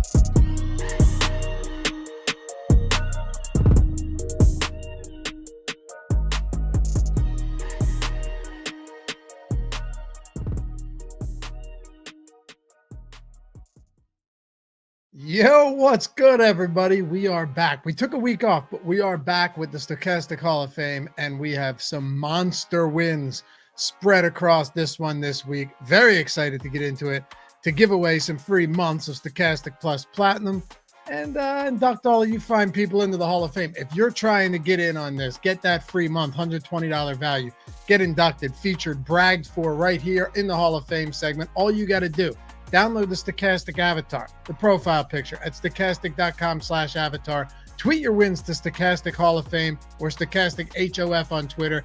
Get that free month and get inducted, just like everybody that we're going to talk about today. And we've got some huge ones, starting it off with Dylan Strickland. How about Dylan? Shipped to 50K on the first day of March Madness with a single entry, thanks to our boy Matt Gajeski. 50K up top in the 150K tourney tip-off for Dylan Strickland. Huge way to start it off today, but it only gets crazier because you have Bob Kramatola, who just, I mean, when this guy goes on heaters, he goes on heaters, and he said it's officially on a heater. Got it thanks to Stokastic and the great tools they provide. Also, many thanks to the boys for their great content on the Deeper Dive and Live Before Lock yesterday. 50K for Bob as well, or Bobby Nissan. And it looks like actually 7 entries, $5,900 in entry fees, $89,600. Another monster win for Bob. Keep it going, man. And how about our own Steve Buzzard? You think he's using these tools? I can tell you right now, he's using the Stokastic tools. Not quite Hall of Fame worthy, but anytime I can finish 5th in a Super Stack DraftKings live final, I'll take it. $200,000 to DeColt, Steve Buzzard. Monster win, almost $250,000. Congrats, man. That's huge. Taking it home for Team Stokastic, or close to it. And how about our own Josh Engelman? Fun little Saturday, he says. UFC, it came down. He needed everything that he got. Came down to the wire, $80,000. Chopping first place with a couple people for $80K on Saturday afternoon. And you wonder if we have good NHL content? Well, how about Josh? How about Josh Harris? Is it Josh Day at Stokastic, apparently? Not $80K, but in the NHL streets, this is about equivalent. $5,800 for Josh as well. And then you got Noah Levinson. The Stokastic lineup generator, I told you guys, has itself another win. Thanks to Greg Ehrenberg, Eric Lindquist for the advice on all the shows at Stokastic Hall of Fame. $2,000 in the end one. Love it, man. And if you keep this one rolling, you got Joey Foley. I want to thank the Stokastic guys again, but it's been a while. All the guys and anyone I forgot. I made over $1,000 in profit last night. Here's a couple screenshots. 500, 175, 35, first, second, and 5th place. Good stuff, Joey. Keep it moving. And how about Lemons? Not a bad ROI on the jukebox last night. Not at all. 3rd place into $125. I told you guys. It could be the $20. It could be a 10 cents entry, quarter, $1. Doesn't matter. As long as you finish top 3 in a field of 5,000 or more, you're getting in. You're getting the free month. You're getting inducted into the Hall of Fame, just like Pat Damon to wrap this one up. Thanks to Live Before Lock, gents, for helping me place 3rd out of 33,000 in this Wednesday 8K fadeaway. 25 cents into $100. Crazy return. Appreciate all you guys rocking the avatar. Enjoy the months. Enjoy the bragging rights right here in the Hall of Fame. And remember, tweet those wins to Stokastic HOF. Get that free month.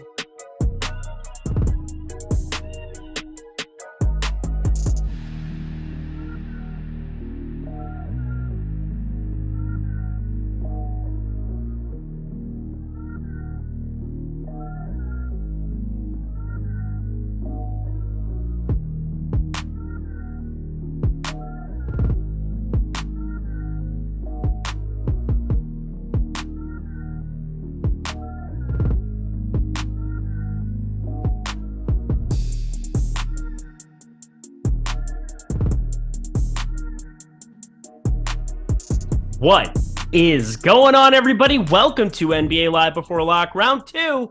Myself and Neil Orfield here, Player Q DFS on Twitter. Hit that like button, subscribe button, notification bell as we get going. Goes a long way for us here on the Stokastic YouTube channel, and goes a long way for you, because then you become a prize whenever great content is going live here, like NBA Live Before Lock.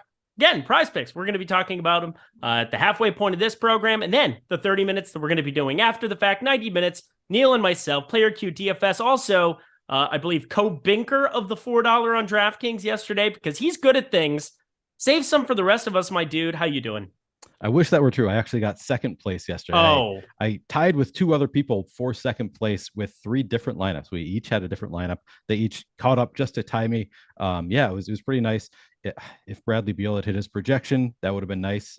He put up 32 fantasy points instead. But I got super lucky. Neil, I've won a milli maker. Okay. No. So I got super lucky outside of the Bradley Beal score, because the guy chasing me early on had Terrence Davis, got within like 0.25 fantasy points of me, and then Terrence Mann got ejected right before he was about to pass me. And then Marcus Smart, also there was a bunch of people with Marcus Smart coming up on me, and he just did nothing the last couple of minutes. So I feel good about that. But even more exciting, or maybe not more exciting, but more recent, I just opened my DraftKings weekly prize chest for the Onyx year, and I won a sound bar. And I was like, I don't know what the fuck this is. I don't have a sound bar. I'm not like big into this kind of stuff. And I look up what it is, DVLA something or other. Apparently it retails for like $2,400. So that was pretty exciting. So usually you get like, 40 DraftKings bucks, which is cool. I appreciate it, but like, that's exciting. What? Yeah, I don't know what it is either. I'm probably just going to sell it. It's really good to be Neil Orfield, hanging out there in Minnesota. Karl Anthony Towns is back. Are you going to the game tonight? I am going to the game tonight. I had a feeling you would be. I would be going to the game if I were back in the home stretch, the home place, the land of Target Center and Target Field. Going to be active here within the next month. That's wild to think about. Going to be cold baseball up there in old Minnesota. It's going to be crazy, but looking forward to that too. Jose Miranda season is in effect. I got a lot of research ahead of me still for the MLB season, but yeah, I'm also looking forward to it. Probably not going to any Twins game in the month of March or April. It's beautiful stuff. Anthony Edwards bobblehead day. Covet that. Post is it really? All those things. Yes, it is. Might want to get your ass over there right after this. All right, we got to cut this show short. I'm going to run off of the Target Center. Oh no, my stream went out. That's terrible. I can't do anything. Well, we have 10 games, and yesterday we went down some places and talked about some things we probably will never talk about again. We got Jordan Klein producing. He's going to be on child watch of Neil over there. That's for sure. Got to, I don't know, hit the censorship button from time to time. That's for sure. But looking forward to this slate. I'm playing FanDuel again because, again, I hate myself. It's all right. I hit 25x on Prize Picks yesterday, and for everybody in the premium Discord, if you guys want to sign up for that below, we've got that available to you using promo code Lindy. We also have the free chalkboard you can sign up for. Don't forget about that. Guys doing great work over there. Lofty, Josh Engelman. I know he's on vacation, but he's still stopping by from time to time. And then, of course, Greg Ehrenberg spearheading the entire deal. So, chalkboard. I kind of miss Greg today, but I kind of don't know, because Neil binked yesterday. I hit the nuts in Prize Picks and gave the slip to a bajillion people, so that was nice. Let's do this thing, shall we? Lots to talk about on this slate. What piece of news are you waiting for that's going to dictate what you do with your lineups the most, and why? Is it Bogdanovic? It is Anthony Edwards. Oh, okay, there you go. Because I'm going to the game, of course. So if there you go. No, it's probably not really Ant. That's a very good question. Which piece of injury news? Because we've gotten a lot of the injury news already. We got Luka in, Kyrie out. We got Beal and Kuzma out. We got most of the injury news we're waiting on, didn't we? I guess James Harden is kind of big. It's going to make. Joel Embiid going to look even better. I think I expect James Harden to sit. Do you have any read on that one? No. Tyrese Halliburton, like everybody's already like priced up, kind of. I don't know. I think we're going to get a lot of that news while we're on this show. I think we are too. I'm not hitting the panic button. We'll be able to react to it in real time. Again, going to be a pretty fun. These 10 gamers get a little bit wild later in the season, especially. I mean, just San Antonio. Woof. You're doing this again. You did it yesterday properly. I had no Sandro. Go you. Oh, you had none of mommy. Yeah. I had like 20%, but that's like nothing when he's 45% owned on FanDuel. Yeah, I don't know exactly how much I ended up. I actually think I ended up higher than I anticipated, higher than I was really trying to be, because I was really high on Joval yesterday. Ended up with a lot of Joval, a lot of Capella. Like I don't even know how I had so much mommy, but I did end up with a good amount. I love all the troll in chat. Riley Reed for 3. That's so good. Yeah, it made me laugh right from the get-go. Again, can everybody just hit the like button? Make me feel good about my life here. As we start off, I'm going to do this super chat dealio because, again, it's there. Chi-Town Sean, $9.99. Congrats, Neil. I guess he also binked in DraftKings rewards program. What a time to be alive. I made over 9X yesterday after making the shift from your insight. Much appreciated. There you go. Doing nice things for the people, Neil Orfield. Yeah, I'd love to hear that. That makes me happy. It's good. A lot of people were happy with our analysis. Maybe we just get rid of Greg forever on NBA Live before Who live. needs him? Who needs him? He doesn't wear plaid and look beautiful. And I mean, look at your beard. I'm a little attracted. We looked at it pretty closely yesterday. I don't know that we need to again today. Do I think we need to? This is uncomfortable for me. It's so good. Look at you. Anybody else feeling that? You're full. I feel great about it. You do a little ASMR with it. Oh yeah, Neil. You're not the first person who's asked me to do some ASMR. Can you just say like, welcome to the Stokastic YouTube channel? I say it all the time. Welcome. Can you say it very slowly? Welcome to the Stokastic YouTube channel. Clip that forever, okay? See? We didn't even have to do anything. We just... The simulation says, the fuck is this? And he is absolutely right. The fuck is this? What is going on? Shit, I'm a bust. Let's go. Let's start it off. All right, here we go. Let's just do this because I'm playing FanDuel again. I know you were going to be on DraftKings because you're on DraftKings, right? I am on DraftKings. Yep. Go me. Okay. Look at me predicting the future. I want to know who you have your 3 highest exposed players before we start the show. So I ran one crunch without having changed literally anything. And my 3 highest exposed right now are Damian Lillard, Trae Young, and David Roddy. I don't think I'm going to be keeping the Roddy in there. I got 100% with it. Again, I do have some randomness on.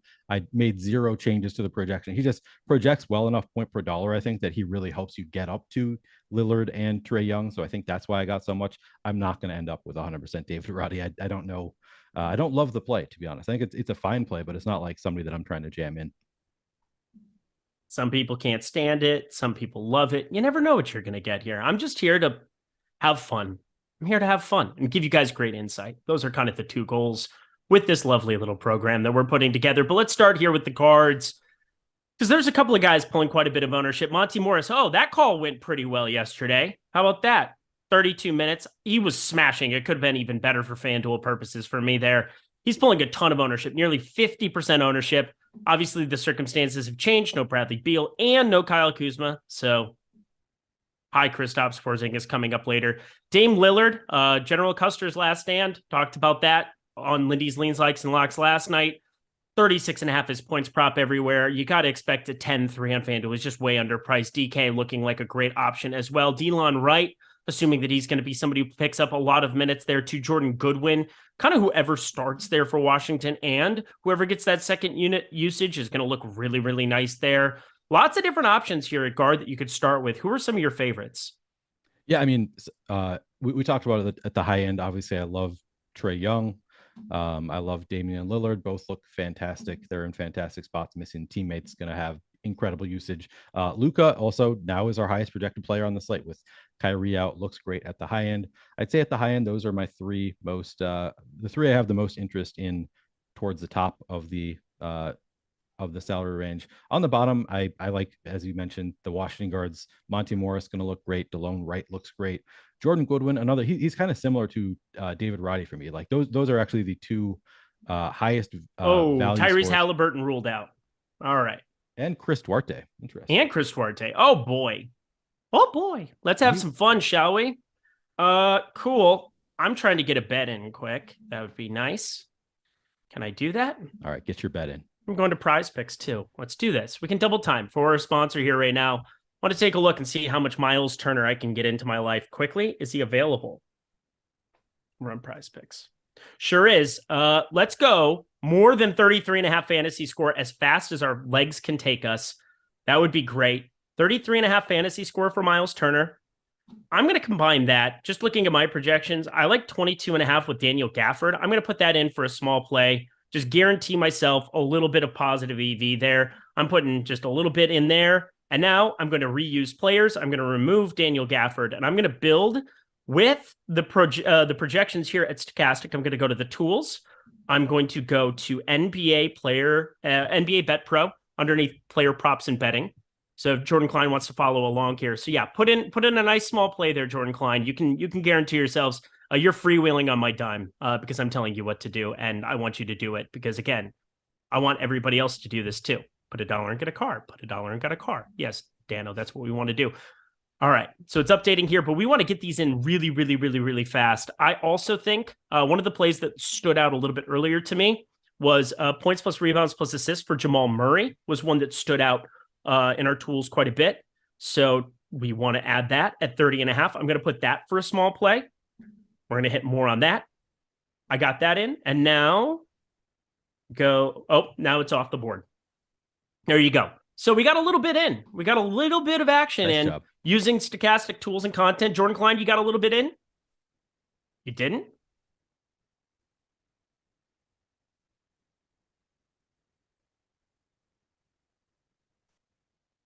What do we pay you for? Show the people how to use the tools and content to react to breaking news. It's important.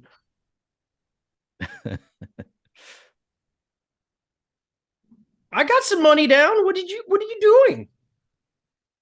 It's okay. All right, let's talk about what we're going to do with our lineups now, because I think, assuming TJ McConnell's 6,300 on FanDuel, this is going to be wild. Andrew Nemhard, 5,800.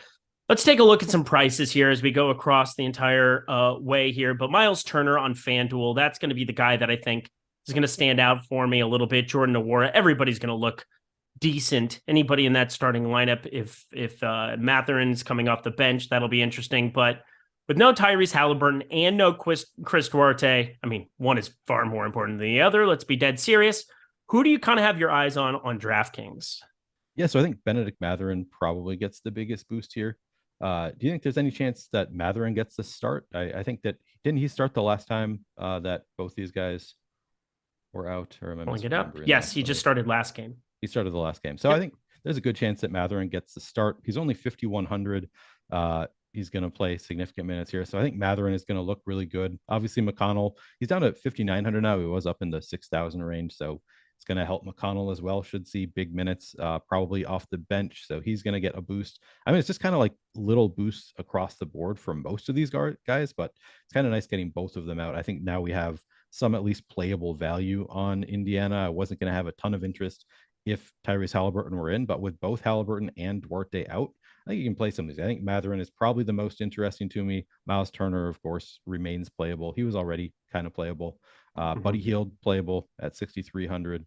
But yeah, I'd say my highest priority on the Pacers would be Mathurin, probably followed by McConnell, and then Miles Turner, Buddy Hield. How do you on FanDuel, it's crazy pricing outside of Benedict Mathurin and Miles Turner. TJ McConnell, I'm assuming he just keeps coming off the bench. He has been through this entire stretch no matter what. If you somehow bink 30 minutes out of him, congratulations, go get your prize. But he's 6,300, and I expect him to actually gain some ownership no matter what. People kind of no matter what go to him there. I think I'll take a couple of shots because of positionality on FanDuel at 5,700 with Jordan Nwora. But again, Mathurin, 5,300, assuming he starts, and Miles Turner, 7,500, no matter what. Plays that I really, really like from Indiana. I think everybody else will too. We'll see how popular they get. That game doesn't lock for 80 minutes, but nice to have some breaking news right from the get-go to kind of get us into the swing of things, if you will. And Neil, you like to swing, don't you? I sure do. That's so true, Eric. I knew it. We continue on our merry way. I'm looking at the boom bust tool as well here over on DraftKings so that I can talk intelligently about that. Pretty strange. Oh, Ja Morant will play off the bench Wednesday. I figured that was going to be what they did, but they set him out for conditioning. I thought they might bring him off the bench. Surely they are. I didn't really have any interest in anybody from Memphis. I still don't think I do outside of your boy Roddy and maybe Xavier Tillman. for FanDuel purposes because he has power forward positionality. But does that news do anything for you? Not really, because I think that's about what we were expecting anyway. Yeah, I would say no, it doesn't really change anybody all that much for me because we were thinking Ja was going to play limited minutes, whether he's playing those minutes off the bench or in the starting lineup. I guess it matters a little bit. Like Desmond Bane, probably a little bit better because Morant is off the bench instead of starting. But in general, it's not like a huge difference for me. Why is Eric screaming and Neil is whispering like he's a librarian? Because Neil is just so chill and I am so kind of chill. Right? Yeah, I mean, I'm very relaxed. Am I too far from my mic? Nobody else is commenting. Oh, you're fantastic. No, okay. I'm legitimately just saying that from an energy level perspective. Welcome to your first time tuning in to a Live Before Lock with me ever, apparently. We're going to go to other guards here on today's slate. Is there anybody that you think should be pulling a lot more ownership? Because I got a couple on FanDuel. Oh boy. How are people not jamming Luka Doncic on FanDuel? What's his price tag on FanDuel? 11.6. Yeah, it's nice. No Tim Hardaway Jr. No Kyrie Irving. Yeah, no, I think Luka is a great play. He looks good on DraftKings as well. Do you have concerns about Luka's minutes? Like, do you think he's going to be limited in terms of how many minutes he plays? They need to win basketball games. I think that kind of trumps all. I think they were probably waiting to be able to fire him up. Anthony Edwards remains questionable. That's good to know. That piece of news is going to be one we're tracking for sure. But I got to assume better judgment. He's just good to go. And I think other people will be concerned about the minutes. I will not be concerned about the minutes. And I'll just assume he's playing 35, 36, and I'm going to get to him ad nauseum. I do love Brandon Katz coming in here. Luka is a bad player. He will not acknowledge that he was wrong about like everything yesterday. And he's just back with his takes today. It's always funny. It's just like no acknowledgement. If you just spew nonsense, eventually something hits. Yeah. No accountability. I will say though, so Brandon Katz mentioned him earlier, and I think he's right about Steph Curry is also a very interesting play because Dallas not great defensively, a little bit slow with Luka in there, but Steph Curry not getting a ton of ownership. So I am with him. That is to answer your question about who's not getting enough ownership. Steph Curry coming in at 7% on DraftKings is just too low. So I do like Steph Curry, and I think that he is going to be low because everybody's going to want to play Trae Young, Luka Doncic, Damian Lillard the same way I do, but I do think Steph is very interesting. I didn't mean to like block him off the channel. Undo. God. See, even this is dramatic. I'm just trying to time him out for a second. It says something annoying like, I was right. He only played 30 minutes. You understand that he could put up a lot of fantasy points against a dog shit basketball team in 30 minutes as well. And that was in the range of outcomes, as was playing 36 minutes and putting up 60. Yeah. There are no words for some people. There are no words. What are you going to do? Incompetent. There is a word for it. That's fun. What happens to people when you do put them in timeout for 5 minutes? Like, do they get a notification? Because I imagine that Katz is just still there firing off takes, just we can't see them because he was timed out. Yeah. I don't know. Neil won over 5K. I won about $1,000 yesterday. So, I mean, 945 if we're going to be dead honest about what I won between prize picks and betting and everything else, but no big deal. We'll take that. We don't know what we're talking about. We use tools and content to help inform our decisions rather than takes like Steph Curry is going to score lots of points today. Well, no shit from time to time. It's about range of outcomes, projections. And we do that very, very well here at Stokastic. You can sign up for that below. Take advantage of it. Let's go to other guards here, shall we? We got caught up on Indiana news. We're going to be paying attention to Anthony Edwards, Bogdanovic. Because again, I already like Trae Young. There's no doubt about it. We're running that one back. Luka Doncic for FanDuel purposes. I'm just paying up at point guard non-stop over on FanDuel. That's for damn sure. What are you going to say?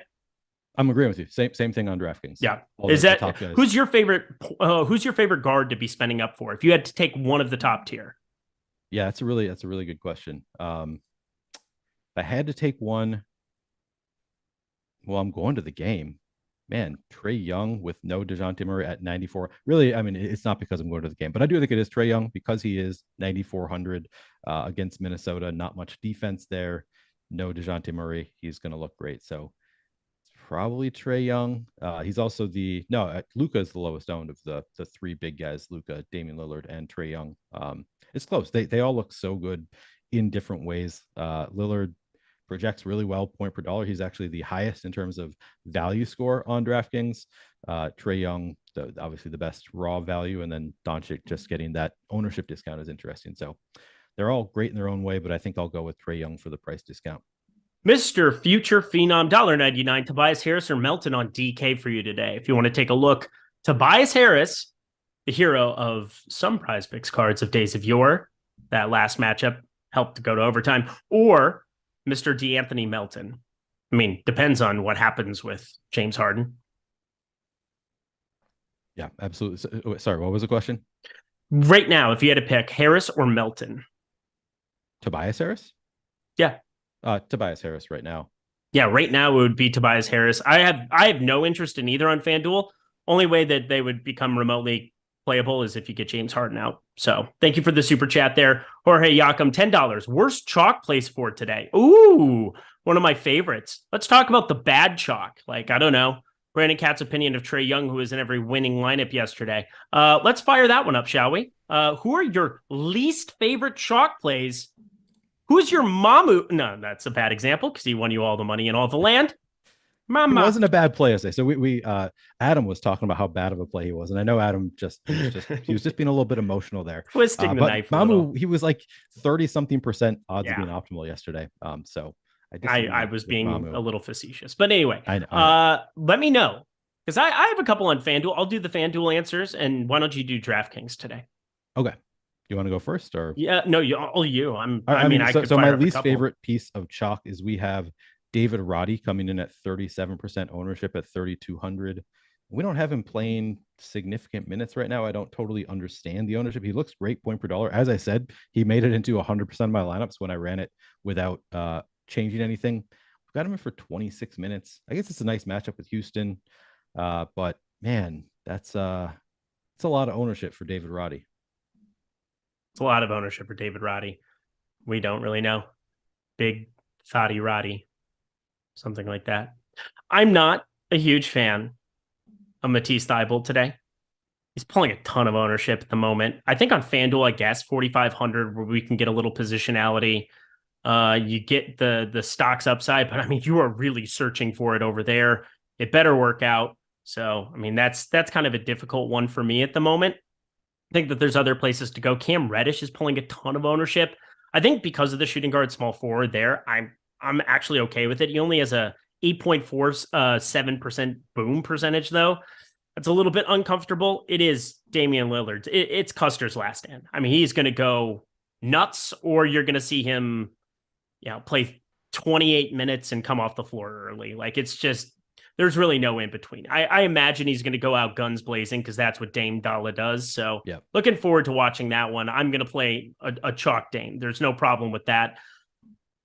How do you feel about Desmond Bane, Draymond Green? These guys are pulling a lot of ownership on FanDuel too, and they're just not guys that I'm getting to right now. John Morant playing off the bench. He's still existing. It's still bad enough for me. And Desmond Bane has not been playing well.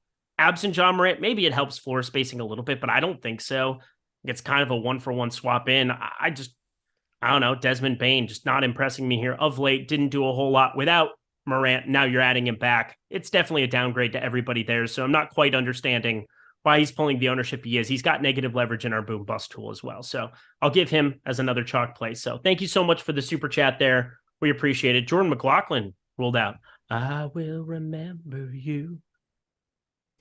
It's a McLaughlin joke. Race fan 22, $1.99. Thoughts on Jaden Hardy tonight on DK? It's a hardy party. Is he? So I look at the price. I think he's a little bit too expensive for me to have a ton of interest with Luka back. He was a better play when Luka was out. Yeah, we've only got him in for 20 minutes and 18 fantasy points. I guess he's down to 4,800, but I don't think I'm going there. All right, we go to $5 from H. Was Goodwin playing over right indicative of something? Not sure who to project for more. On these back-to-backs, in certain situations, it's really hard to pin down every single rotation. There's going to be fluctuations. You also saw kind of an interesting game script, if you will. Orlando ended up kind of taking control in that second half. There were some problems going on the floor there for the most part. Delon Wright only played 16 minutes. Jordan Goodwin ended up getting a crack there. I want to see the starting lineup. I think that that's going to help me make most of my decisions. It's the very first game. It's on an island, the only one that locks in half an hour. So I'm not panicking on it. We got the Nuggets starting lineup. We haven't gotten the Wizards one to my knowledge yet. So let me take a look. Nope, just double checking. We have not yet. So we got, James Harden out. So there we are. Let's party with this. Back to Prize Picks we go. Let's do this quick. So, which, by the way, I would change my answer, I think, to Tobias Harris versus DeAnthony Melton with this news. Now that we have Harden confirmed out, I think I should look at the price tags before I say that. But it makes Melton a lot more interesting. Probably going to get the start, I would think. I just got Maxey, Harris, and Embiid fantasy score in alongside Vooch. That was a quick trigger. Nice. Oh, that felt good. That was nice. Let's go to... What else can I add with this quick? We are flying. It's always fun to take advantage of this news. Got to jump on it. Maxey, Harris. I'd be fine with points there as well over on Prize Picks today for whomever it concerns. That would be great stuff. Trae Young, I think 50.5 fantasy score. We have him projected for a lot more than that over on FanDuel today. Not crazy amount different, but want to add that to the card here. Where is Dame at as well? Might as well I should throw in some kind of correlation from Chicago in the card, just if I'm going to be taking strict overs, trying to take advantage of the lower numbers there. I'm going to add Levine and Vooch into one for a 20 spot. Pays $500. Oh, and it's off the board. There we go. See, it goes fast. Helen says Wizards came out an hour ago. Maybe we missed that. Did we miss it? I did not see it. I will scroll back. I see nothing. Let me know if you find it, because I have not seen the starting lineup from the Wizards.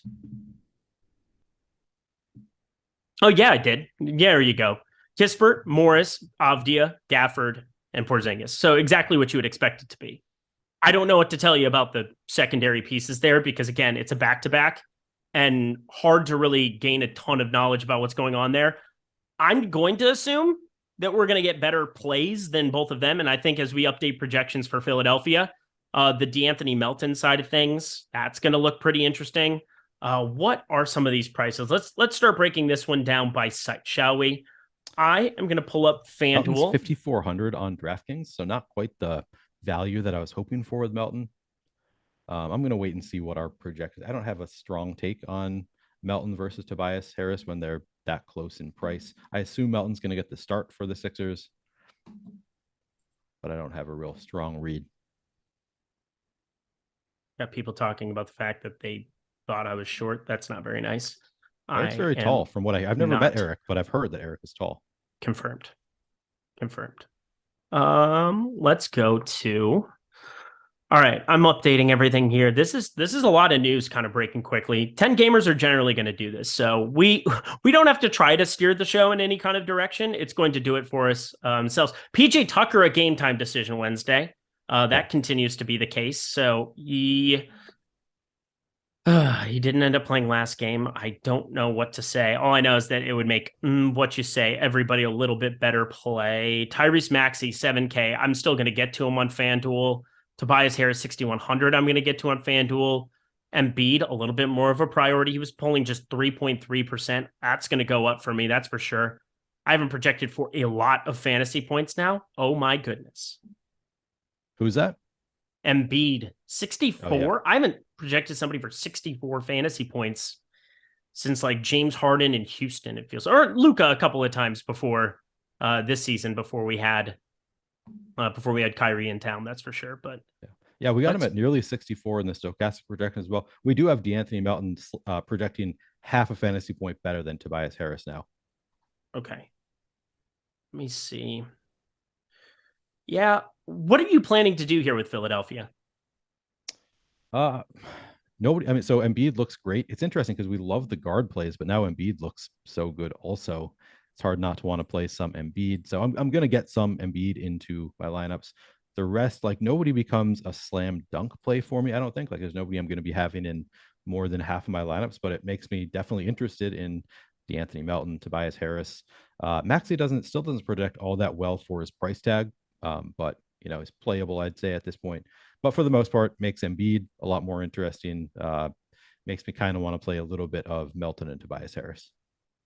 Yeah, it kind of does for me too. I'm just running some stuff here quick. So over on Wowie, James Harden off the floor. To give people some context, Joel Embiid, just guess without looking, what's his fantasy point per minute rate this season without James Harden on the floor in 622 minutes? 1.75. That was a great, I felt you go to overshoot it. 1.67. I appreciate that kind of aggression. 1.67 fantasy points per minute. That seems good. Tyrese Maxey, 1.16. Tobias Harris, 1.10. Just want to throw it out there. Melton, 1.02. There are some massive bumps to be had for just about everybody here. What was that? Keldon Johnson ruled out. And I know that I say this wrong every time. Sohan is correct. Okay. Jeremy Sohan, game time decision. Yep. Every time I question myself, but I always forget Sohan. I'm going to remember now. Yep, Jeremy Sohan. Cool. So Keldon Johnson, we're taking him off. They are infinity point dogs in Milwaukee. It's going to move to infinity +2. That's going to be something to change quite a bit here. A couple of super chats. That'll help me and give us some time to update some stuff here. Palmer Jones. Hello, sir. Member for 11 months. Love it. FanDuel. Lillard, Siakam, Bay, or Doncic, Turner, Griffin. Let me pull up what I got here. 3v3s. We got a lot of moving parts, and I bet you're going to have some moving parts in your lineup here as well. But Lillard, Siakam. See, I love the Doncic play, and now I think we got even more value to be able to play it. I think we have even more pieces. I mean, not value on FanDuel, but like 6K type plays from the Sixers side that makes it easier to get to more Doncic. And if I just assume normal minutes for him, like give him 35, 36 minutes, he's going to show up in everything for me. I'm going to tone it down a little bit so that I get to the Lillard and Young that I want as well. But I'm going to be on...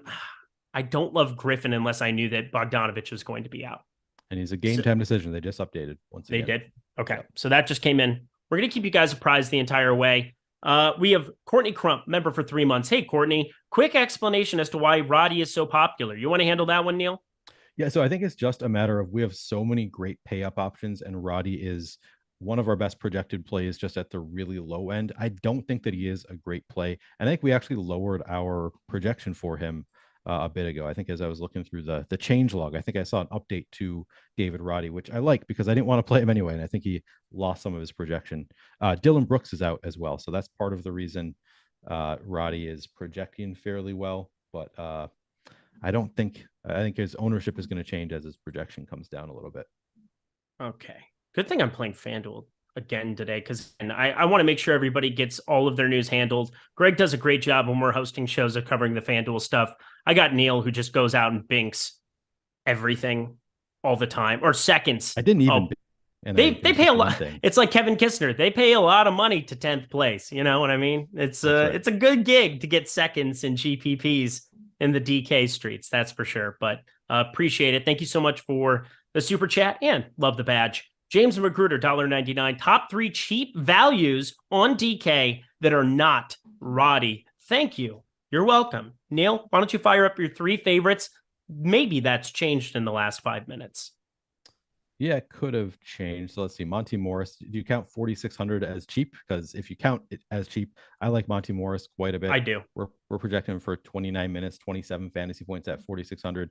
He looks pretty good. Biyombo, kind of interesting to me against the Lakers. You know, he started the last game and played 20 minutes. He could, I think, see more of a ceiling in terms of minutes. So he's kind of interesting at 3,700. I'd say Biyombo, one of my one of the cheaper guys that I have some interest in.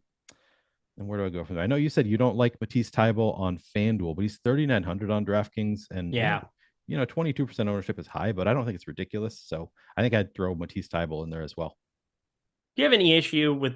I just feel like they've been toying around with the minutes a little bit. I know it's different when you have no Simons, no Grant, no anything else, but it seems as though they've been less. I mean, it just depends on how many minutes you're going to project him for. Because I'm not saying he's like an outwardly bad play, but he's pulling a ton of ownership, and he has to be getting to that 32, 33 minutes allotment. Otherwise, what you're running into is 25 minutes of nothing. And I think for me, there's just a very clear downside to a play like him. Whereas, 44% Damian Lillard, I definitely want to get myself some shares of that.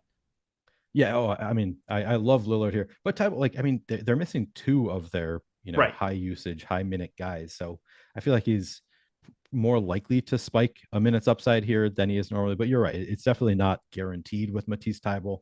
And he could score, not a ton of points. So yeah, I get the hesitation there, but I think 3,900 is cheap enough.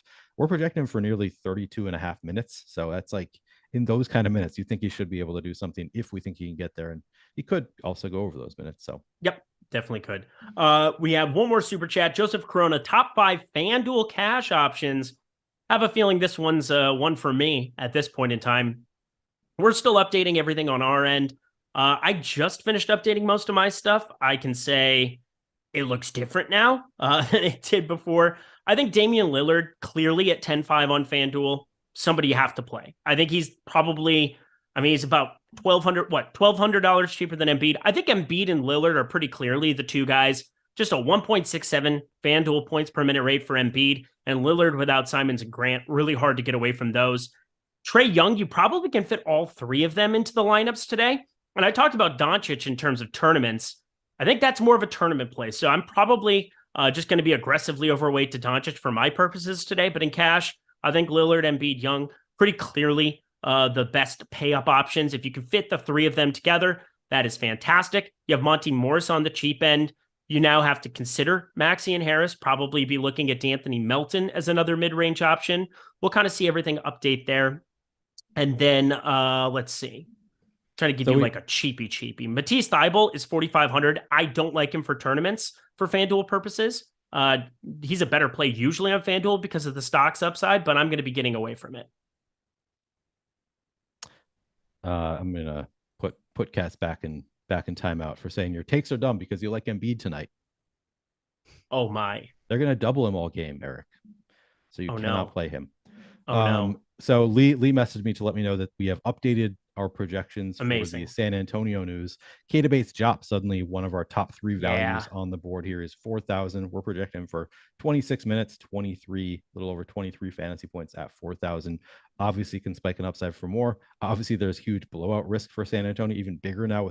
Has the line moved since Keldon Johnson was ruled out? Because you'd think it should, but it was also already 17 and a half points. So I don't know how much more it's going to go. Yeah, what are we supposed to do here? We have 17 minutes before lock. Again, great job by the data team on the back end, updating everything in real time, making our lives a lot easier as we try to adjust to news, try to keep a show on the rail for everybody. All 3K of you, we appreciate you being here. Hit that like button as Neil and I continue on our merry way. Let's just do this because I just updated my FanDuel stuff. I'm completely done here on my side. Now, we talked at the beginning of the show who your 3 highest owned players are. Who are they now? Okay, so I have not. Let me do a new crunch now because I have not been building as we've been talking, and I should have been. Got it. Well, there's just so much news that comes in on a 10 gamer late in the season. There's shows that we do quite a bit. Also, we had News God come in. Thank you, News God. John Morant expected to be limited to low 20s minutes on Wednesday per Coach Jenkins. That's lovely. Again, that's enough that I'm not in love with anything from Memphis. I don't have any Memphis exposure really. Yeah, I think I have more interest than you do in Desmond Bane. Like, I think that the fact that Morant is coming off the bench is sort of interesting to me. He's 7,600 on DraftKings, which is just a easier price tag. He had been 8,500 for a while. And you're right, he's been pretty bad, so it's definitely risky. But against Houston, without Ja in the starting lineup, I feel like there's still some meat on the bone there. So I have some interest in Desmond Bane. Santi Aldama, I think, is a good GPP play. We're projecting him for 26 minutes, 23 fantasy points at 4,200. I think he's kind of interesting for Memphis. So there are a few sort of interesting plays from Memphis. But to answer your question, I just ran a new crunch. I still haven't really done a lot to it, but now my 3 highest owned are still Damian Lillard. Now it's Matisse Thybulle in there and Keita Bates-Diop. I will be adjusting from here, so I don't think that is necessarily going to be those same 3, but I expect Lillard will stay in there. Yeah, just keeping people apprised of where you're landing now, how things change throughout the show. You should always be adapting to new information, everybody. Don't have stone cold hard takes when it comes to DFS. It's just a ridiculous thing to do.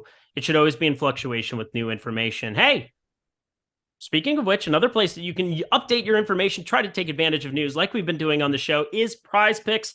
They are the sponsor of NBA Live Before Lock today.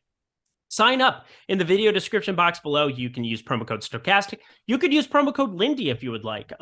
Give me a little pat on the back going across the way. I don't get anything for it. It's just simply, hey, they signed up because you like Eric, which might be 4 of you. I like you, Wouldn't Eric. be very nice. There's You like 5 me? of us. 5 of you. Good. I got Neil. That's all that matters. Look at that beard. It's beautiful. But Prize Picks is the best spot to go player props exposure. And why? Because they have the most of them. They're not able to update everything constantly in conjunction with what we're doing over here with NBA Bet Pro on Stokastic. So if you are trying to find prop exposure, they have everything, not just NBA, NHL, PGA, MLB coming up very, very shortly, but they have League of Legends, MMA for the weekend for the Fight Night card in San Antonio. They have so many great offers going all the time. Australian football, for God's sakes. Everything you could possibly want, including MLB season-long stuff if you're a sicko and want to really, really grind down on that one. Wild stuff that they have offered for those promotions. So take advantage of promo code Stokastic in the video description box below. Get yourself $100 first match deposit bonus. You deposit 25, you'll get 25. You deposit 50, you'll get 50, so on and so forth, up to $100. We're going to be talking about them a little bit after this program. Hopefully you're able to jump on some of the new news. We're updating everything on our end constantly with San Antonio news. Hopefully you're able to get in a little bit of money when we talked about Washington at the onset of this program. Then we were able to talk about Philadelphia. That was a huge spot where you could have gotten some value. Always being updated to new information. Definitely a plus. Love everything that they're doing over there. 27.5 fantasy score for Denny Avdia. Hello. How are you this fine day? That looks pretty fun for me. I will throw that out there. Neil, we'll talk about it after the show, though. I want everybody to have enough time to get their lineups updated and get all their questions answered. I don't think we have any new super chats, but let's go to your highest owned players here. Let's go position by position, shall we? Have you updated your crunch? I have. I've updated a few of the positions. So if you go first, and then I will run a crunch and then do DraftKings. That sound good? Perfect. That sounds fantastic to me. I have one tweak. There we are. All right. I'm running 500 lineups. I'll figure out which ones I want to run later. I'm only playing 50, so I got to sort this and figure it out. But as it stands right now, Monty Morris, Damian Lillard, Luka Doncic on FanDuel. Point guard, shooting guard. We got Benedict Mathurin, D'Anthony Melton, Tyrese Maxey, Luka Doncic. We've got Denny Avdia, Benedict Mathurin, Matisse Thybulle actually showing up at 20% now for me. That's gross. I don't like that. I'm going to be trimming that. Denny Avdia, 36%. KJ Martin starting to show up alongside Tobias Harris right underneath that. And then at center, it is so much Joel Embiid, you have no freaking idea. Kristaps Porzingis as well. Neil, how about yourself on DraftKings? Nice. I like that. Okay, let me make one more change, then I'm going to run my crunch. It takes 30 seconds. It takes 10 seconds, not even to run the crunch. Just want to make sure I get a little bit more Nurkic in there because I like him tonight. All right, and running.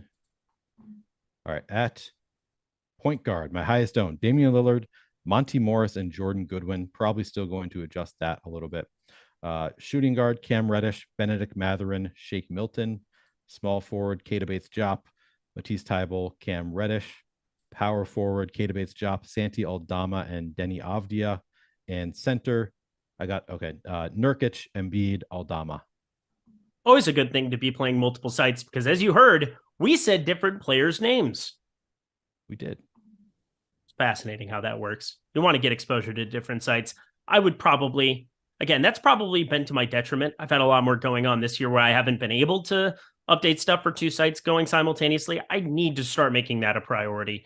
Definitely an advantage there. Getting prop exposure in addition to playing a lot of DraftKings this year has been good, but kind of starting to sprinkle back in FanDuel, especially, I don't know, when you project a guy like Joel Embiid for 64 fantasy points. That's usually fun.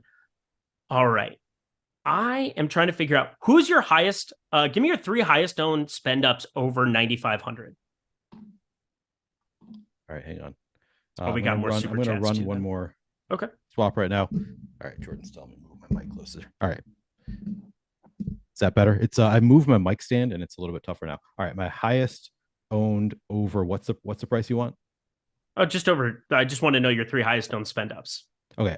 Damian Lillard, Joel Embiid, Trae Young.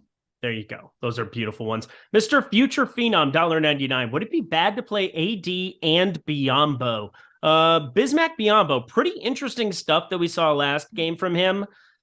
He came out and smashed in that first rotation. It looked really good. He played just 20 minutes. Now, he's 4,800 on FanDuel. I don't have a ton of interest in using up a center spot when I have Joel Embiid on this slate without James Harden now. I'm having a tough time getting to Bismack. I have 2% right now. Do you have any Bismack Biyombo interest, first of all? I do. Yeah, I do have interest in Bismack Biyombo.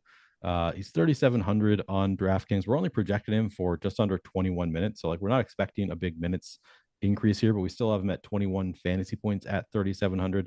And I think that there's upside for more minutes here. Maybe they, want him guarding. I don't know.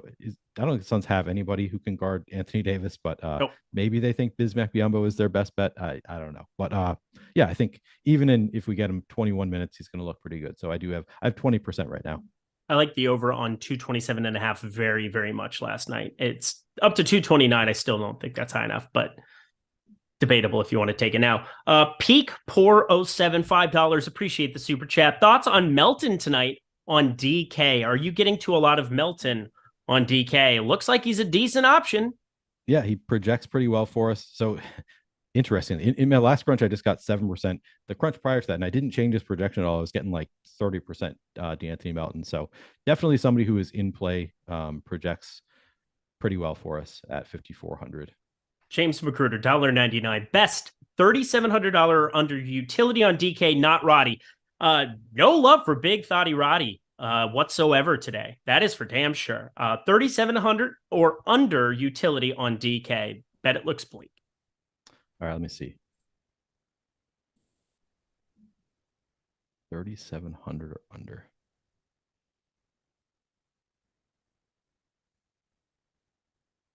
Every time I see a super chat from DK Tears, it makes me laugh. Or from Eric's Tears, excuse me. My own tears. Man, we do not have many options. 3,700. Bismack Biyombo is 3,700, so it would probably be Biyombo for me. Well, that sounds fun. Yeah. Yeah. It's a pretty gross spot. Better hope he gets more run. I don't know what to make of it. There's one game. He's played a lot more in the past in those kind of spots. Looking at the rotations right now, though, yeah, I only played 15 minutes with Jock Landale there. They just kind of went small the rest of the way. 31 minutes for Torrey Craig. I'm old Craig. Yeah. Could certainly do it again. Try and go small. But all right. Let's party, shall we? Let's get to building. We have 7 minutes here. Oh, Eric's Tears. I got to answer that one because they're my tears. On DK, RJ Barrett or Tobias. I already have Embiid if that matters. It does not matter. But which do you prefer straight up, RJ Barrett or Tobias? I think it's going to be Tobias, but let me take a look real quick. You're biased towards Tobias.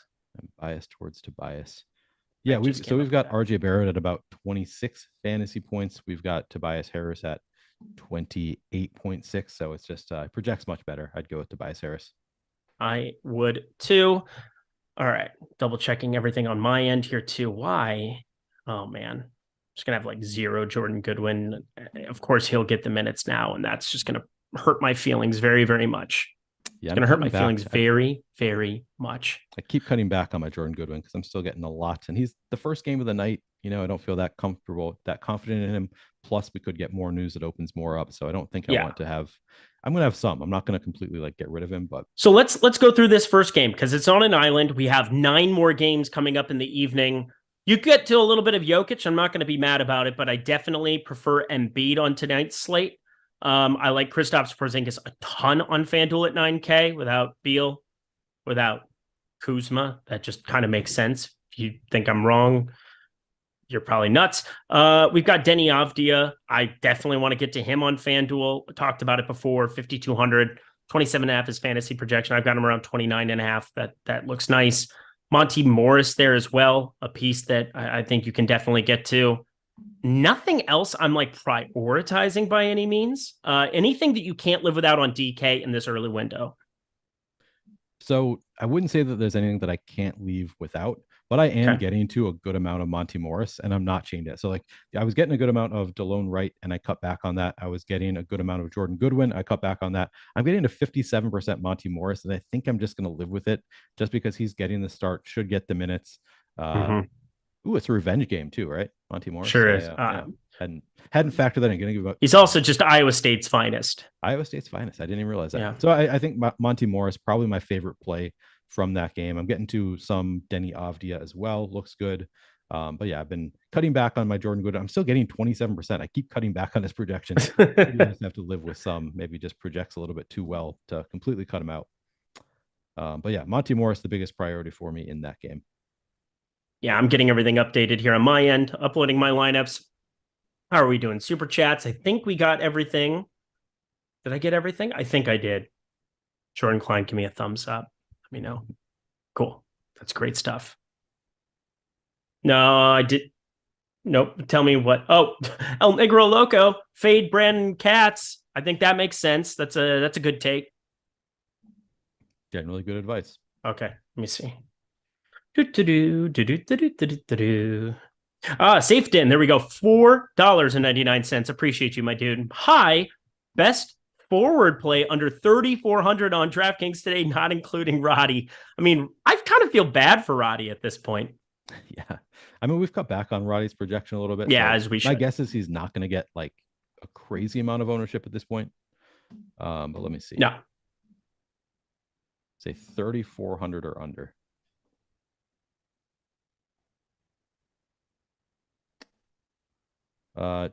Dominic Barlow, 3,300.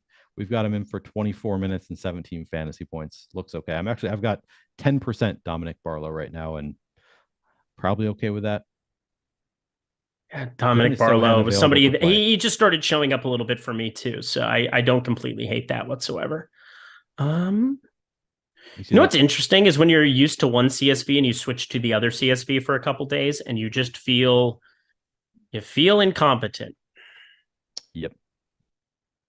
Probably should feel that way all the time, huh? I'll beat everybody to the joke. It's fine. Cool. We have 3 minutes until lock. That's great stuff. No Corrales vids. Yep, that is correct. But we do have Corrales. We have an article. I have an article for Corrales. It's Taylor Pendra's season. You can check that out for DraftKings Rainmakers. Good stuff. Great alternate event. You have Wednesday for the match play for your cards. If you have golfers going this week, you have cards. And also pay attention because they have something going for the Texas Open next week where you have to play group 3 and 4 players, aka nobody's, terrible golfers. Very much looking forward to those type of gameplay weeks because you're always looking at the sub 7K, sub 7,500 golfers trying to make a case for them. Well, now you have to play them and it's going to be a lot of fun. So looking forward to that absolute bloodbath. But we got 2 minutes. I just want to cover something. Somebody asked in chat whether Sohan being in affects K-to-base drop, and it does. But we already had Sohan in, so it doesn't like make him a bad play. Like we still like K-to-base drop even with Jeremy Sohan in. Give me your exposures from the early game. From the early game, Monty Morris. Now my latest crunch, 60% Monty Morris. Ooh, 37% Avdia. Seems like a lot. That does seem like more than I want. Goodwin, 27%. Wright, 20%. Kristaps, 13%. Did I get to anybody from Denver? I might not have gotten to anybody from Denver. It's okay. All right, I might look at that real quick. Yeah, I need to make one little switch too to my single entry over on FanDuel. There we go. Denny Avdia, make sure that he is in that one. Only Beasley in my placeholder. That's going to change. I can tell you that. Tyrese Maxey, give me all of that you got in a bag of potato chips. Joel Embiid, there's no way he's not going to be my center over there in single entry. That's for sure. And let's change this out. I'll fix this after in the post-lock show. So we'll just throw in a placeholder there and a placeholder there. Kyle Anderson is probably not going to be making the final cut on that lineup unless Anthony Edwards is out. There we go. We are basically at lock. Lori is in Cats. Do research. Yeah, Lori Markkinen is in. Good talk. Glad we had it. Anything that you found surprising with your exposures as we got to lock here? Yeah, that I keep getting so much Jordan Goodwin, even when I keep cutting back his projection. He projects too well point per dollar, and the guys at the top end, I think more importantly, just projects so well point per dollar that you kind of are forced. You force in some of the value pieces, even when they might not be the best value if they're at positions where you need that value to fit in the great guards and centers. Did they get to DK tiers? Nobody asked us about DK tiers today. That was sad stuff. Slacking. That's different. They asked Greg on the deeper asked, dive. okay. Well, there you go. Greg knows all. He knows about tiers. Eric reminds me of a Specifically Friends mine. era Matthew Perry. I can see that. Handsome guy, Matthew Perry. That was good. Matthew Perry.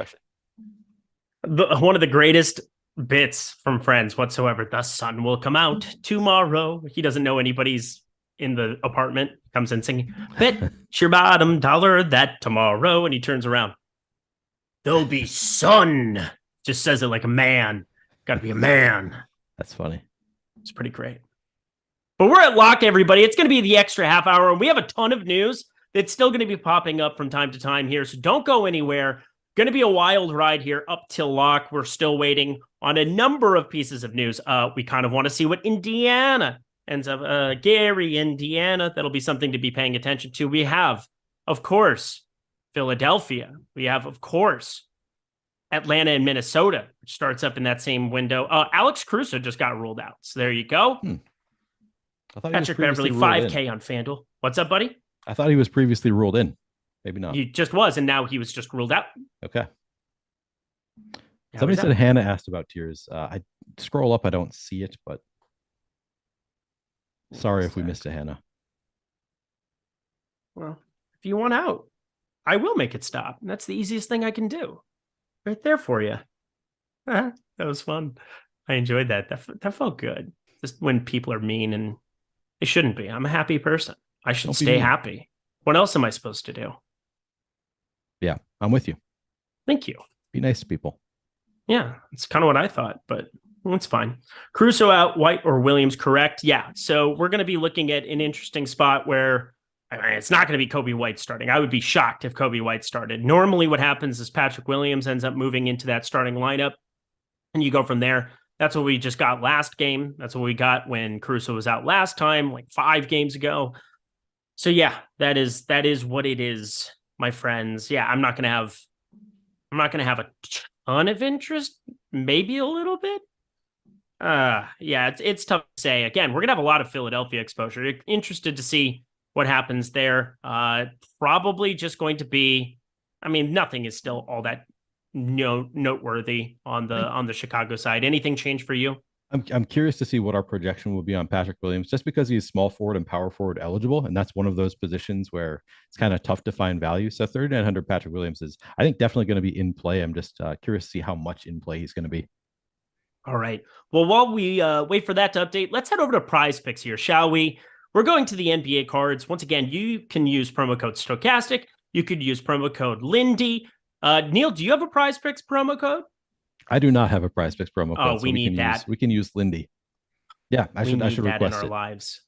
I need promo code Beard. You already have promo code Lindy. Why don't you let me have promo code Beard? Not me.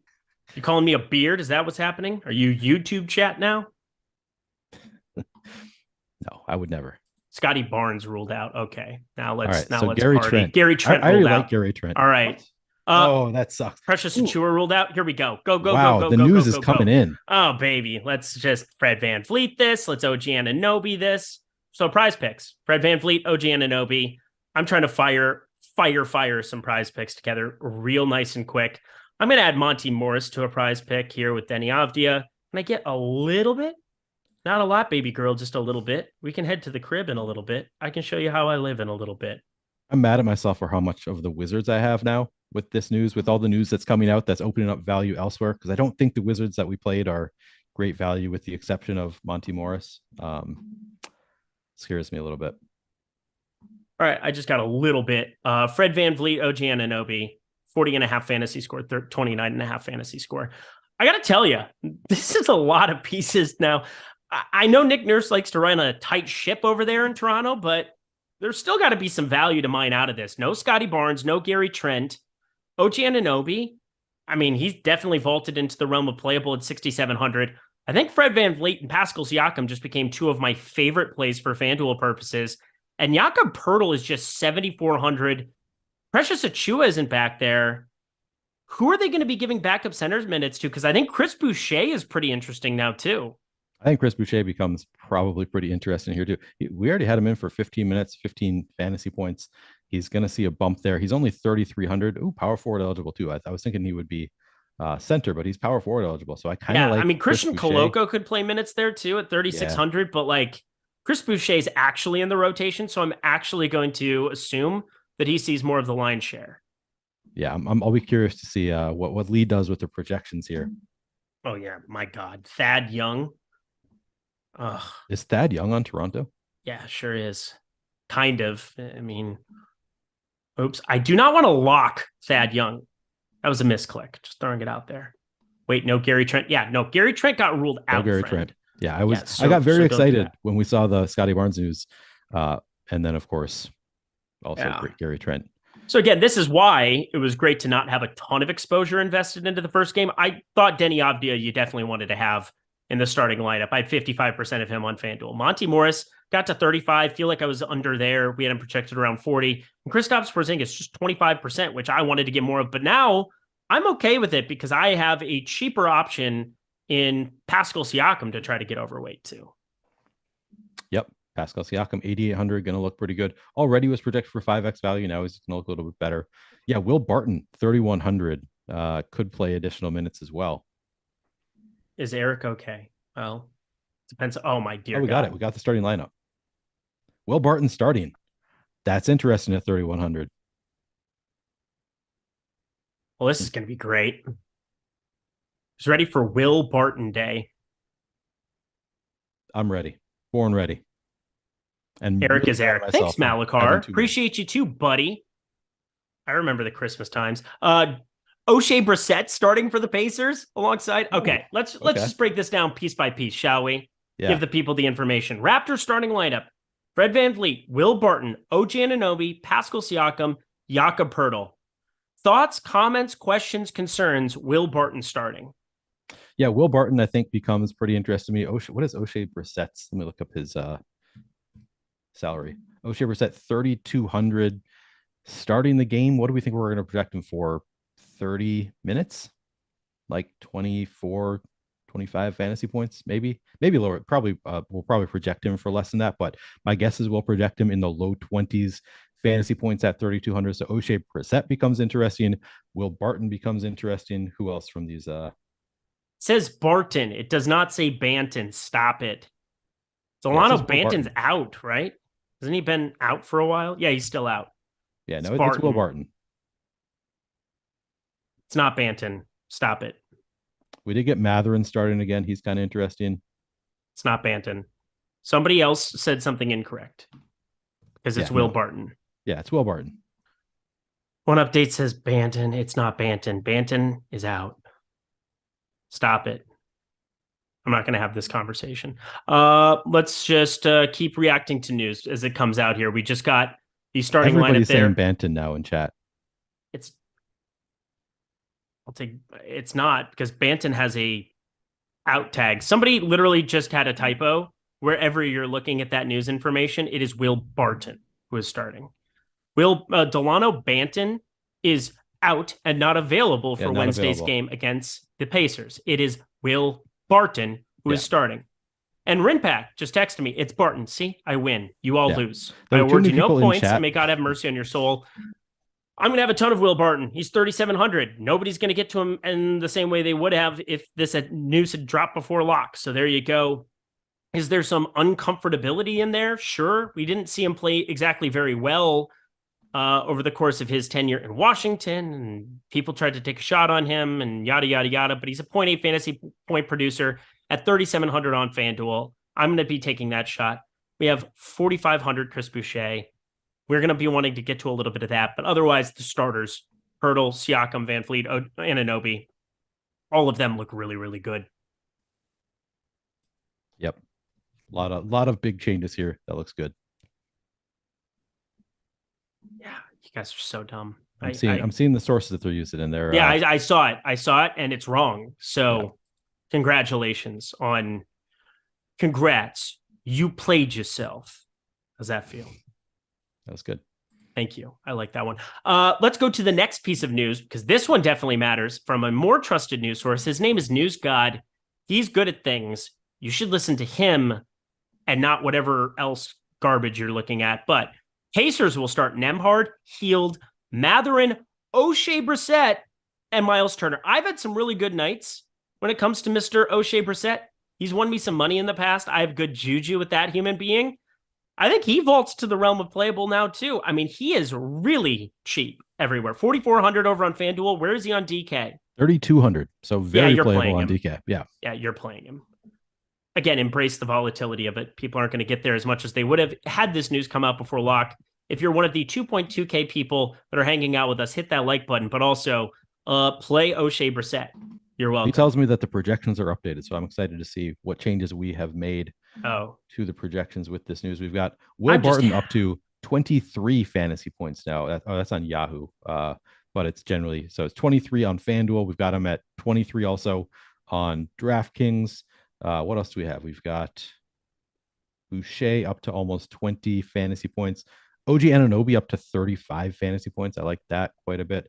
Patrick Williams, we only moved him up to 18 fantasy points. I don't think we have that starting lineup yet, though, do we? Ooh, Pascal Siakam. So he's 8,800 on DraftKings, up to 49 fantasy points. He's going to be one of our better point per dollar options on the high end.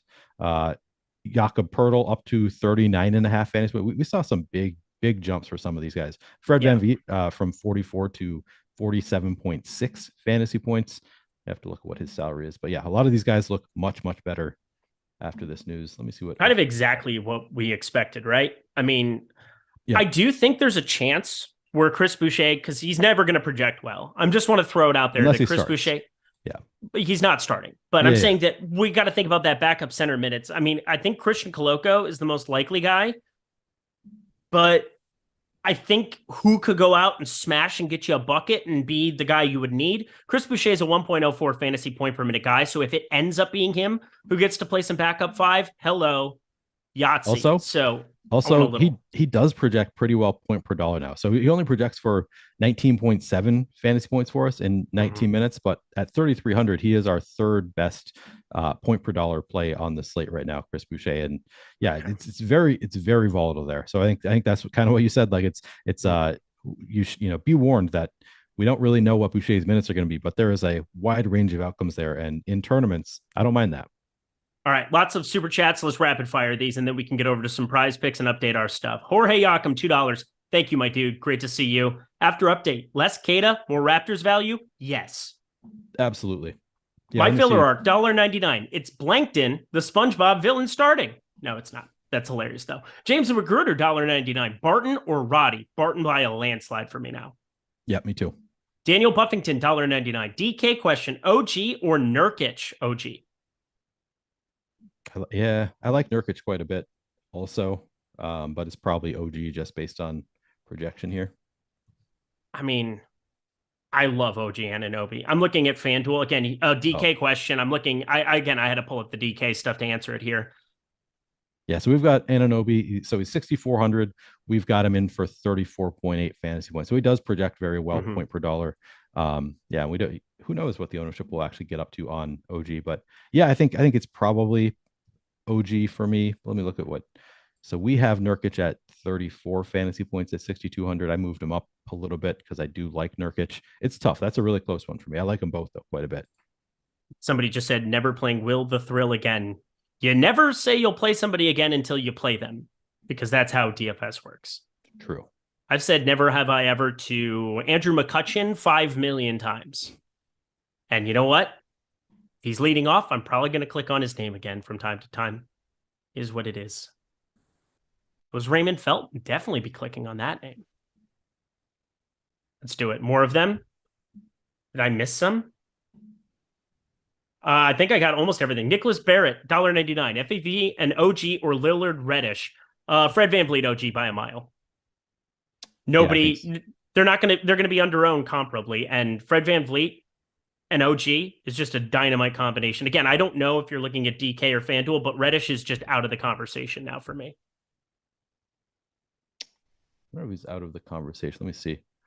I'm still getting to 17% on DraftKings after the latest. So still playable.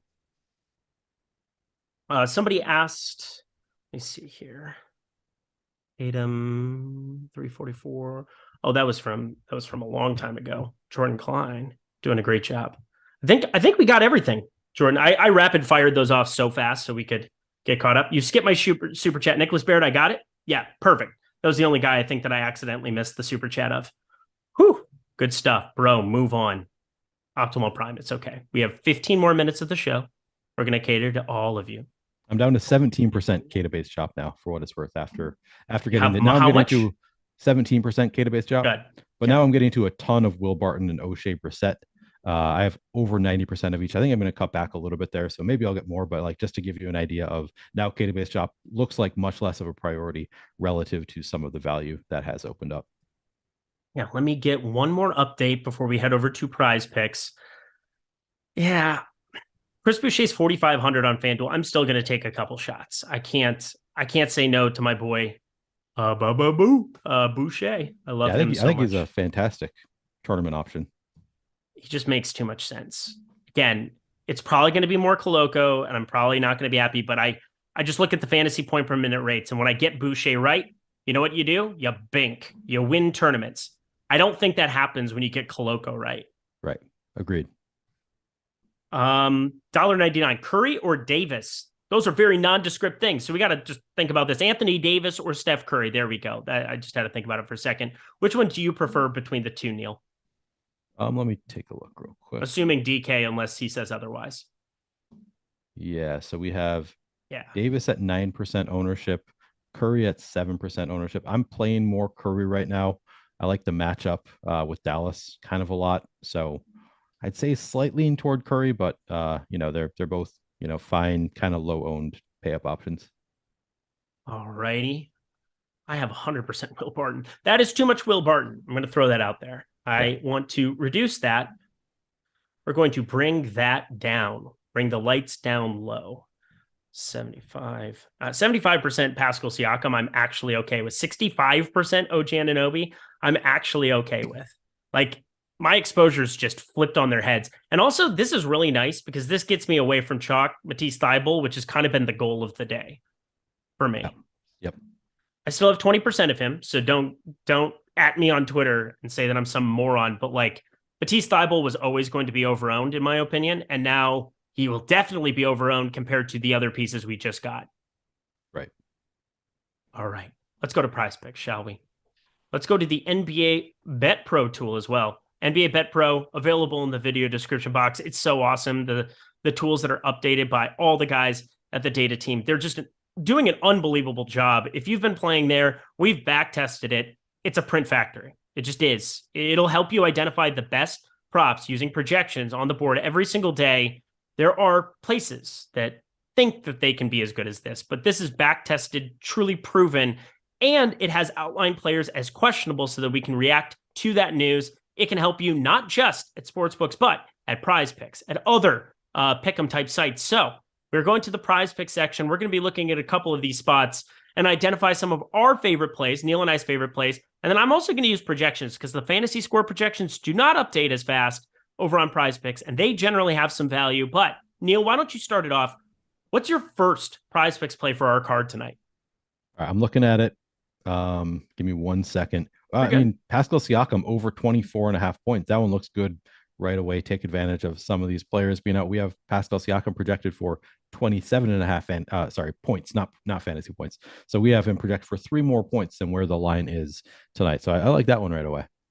I like Fred VanVleet. He was going to be mine, 40.5. And I like OG Anunoby. So we're going to take all 3 of them from the Toronto game. And I want fantasy score 42.5. So 24.5 you have for points. I like that. Let's go Fred VanVleet and OG Anunoby. Let's just game stack this mother. I'm looking at this. Positive correlation is a tough thing to talk about. Yesterday, I had a Prize Picks card that went for 25x, put it in the premium Discord for all the subs. It was fantastic stuff. It was a lot of fun, but it basically was a lineup that told a story. And that's kind of what you're looking for when you're playing 6-player props. It had Shai Gilgeous-Alexander putting up a ton of points and nobody else doing a whole heck of a lot of anything, because I thought some of the numbers were inflated for a Clippers matchup. Kind of what ended up happening. It was great. But this is just too low for OG Anunoby, for Fred VanVleet, for Pascal Siakam. So let's just stack them all up together, shall we?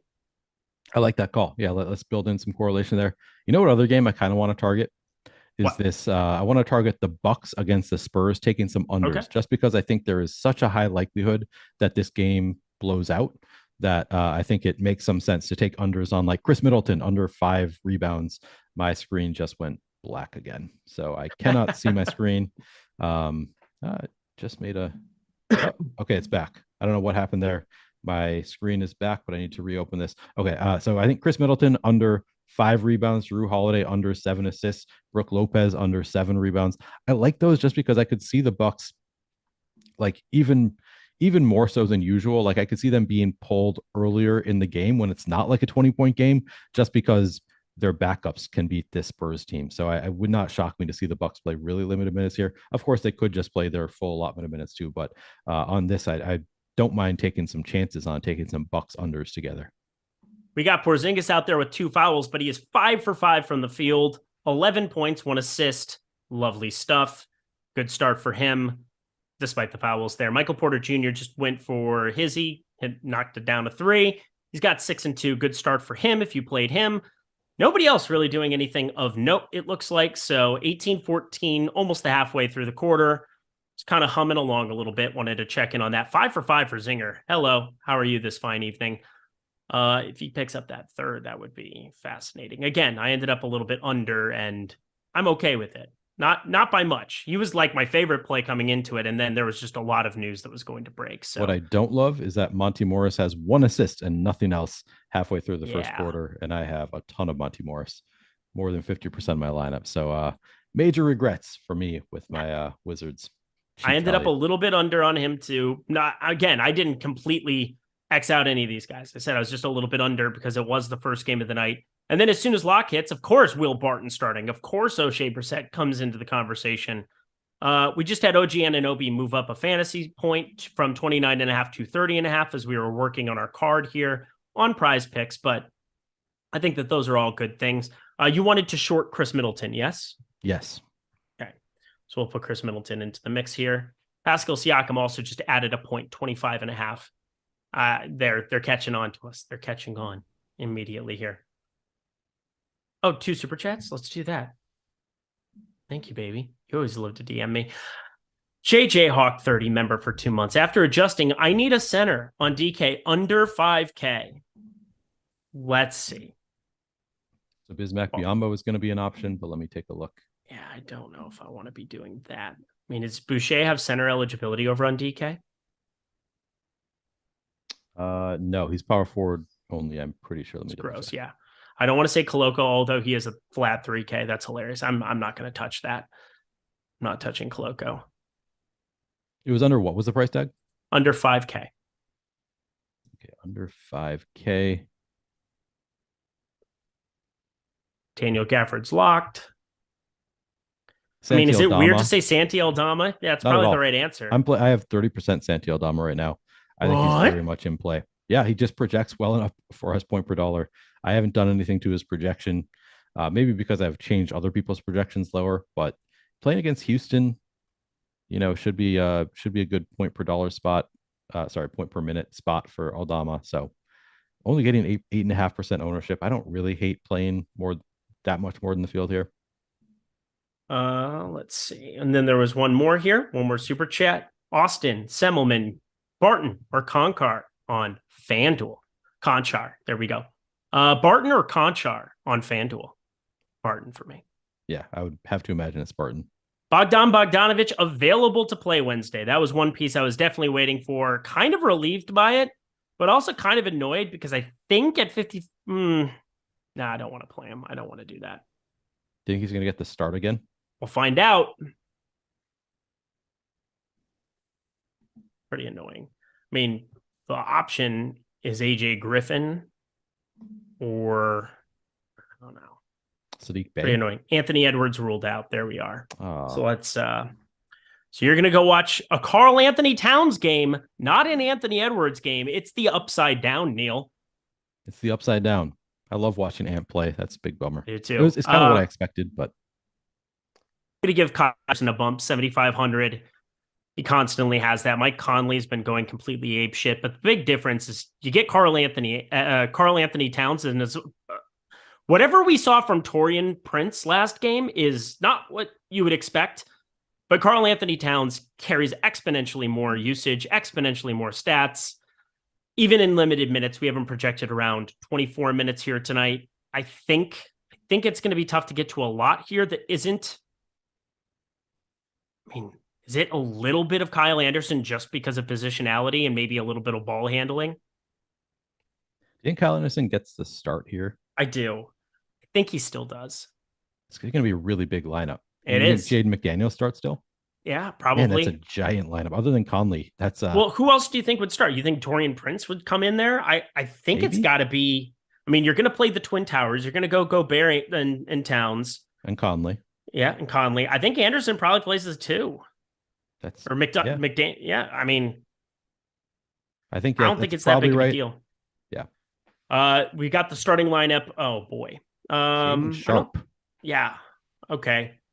So Portland. Let's get weird with it. It is Sharp, not Cam Reddish. So all of that Cam Reddish that anybody thought was a good play before. Hopefully that's gone out the window for you here. We got 4 minutes left in our show. Let's update everything for the people. We got a lot to talk about here. But first, Minnesota. I'm not going to be getting to a whole heck of a lot of anything that isn't Kyle Anderson, maybe a little bit of Mike Conley as I update it. But the big thing, I already didn't like Cam Reddish. Talked about that from the onset. He is crazy high owned on FanDuel. You should hit eject on that immediately. What do you think of Shaden Sharp now? I like him. 4,300. Give me that. Yeah. Give me the guy starting. Yeah, I'm updating those. That's really interesting. Yeah. Not going to get a ton of ownership, I wouldn't think either. Nope. That's the most appealing part of the entire situation. Joker up to 7-3-2. That's nice for the triple-double bet, which is always mandatory in the Lindy Discord. It's required by law. Sharp or Boucher? Definitely Sharp between the two now, if you're looking for security. If you're playing like one lineup, if you're talking a 1v1, I would want Sharp. Yep, much safer. Oh, boy. Is this the fastest 87 minutes of your life? It goes by so fast. Okay, projection for Buddy. Sharp just changed to about 20 fantasy points. That's Lee doing it quick for us because he knows that we got a lot coming Lee's up. the man. Appreciate that, Lee. Fuck yeah, Lee. Thank you, buddy. So that's got to be what, like 28 minutes he's putting him in for? Yeah, I mean, I'm not going to be going nuts with him by any means, but I'm just saying that I'm going to get to a little bit and I will figure out the rest later. Because, yeah, I just put him in for 21 over on FanDuel. I think at 4,300, I'll get to like a little bit just in case the run is higher than we think. But yeah, I just want to make sure that I get it updated. Tell you what, there are some disgusting plays that exist in the world today. I want to make sure I don't have that. Marking in. Nope. 5-9. Here you go. I got it dead right. Conley, McDaniels, Anderson, Towns, Gobert. Nice. Yep, that's a damn big lineup. It's a huge lineup. But makes I mean, they were always going to be a big lineup when you have Towns and Gobert starting next to each other, but like they've really like that's just what they're going to do. Yep. Got some length. I don't KJ Martin. Houston doesn't lock till later. I will fix that later. I'm not too worried about it. Harris or Melton? I have Maxey also. I like both, so there you go.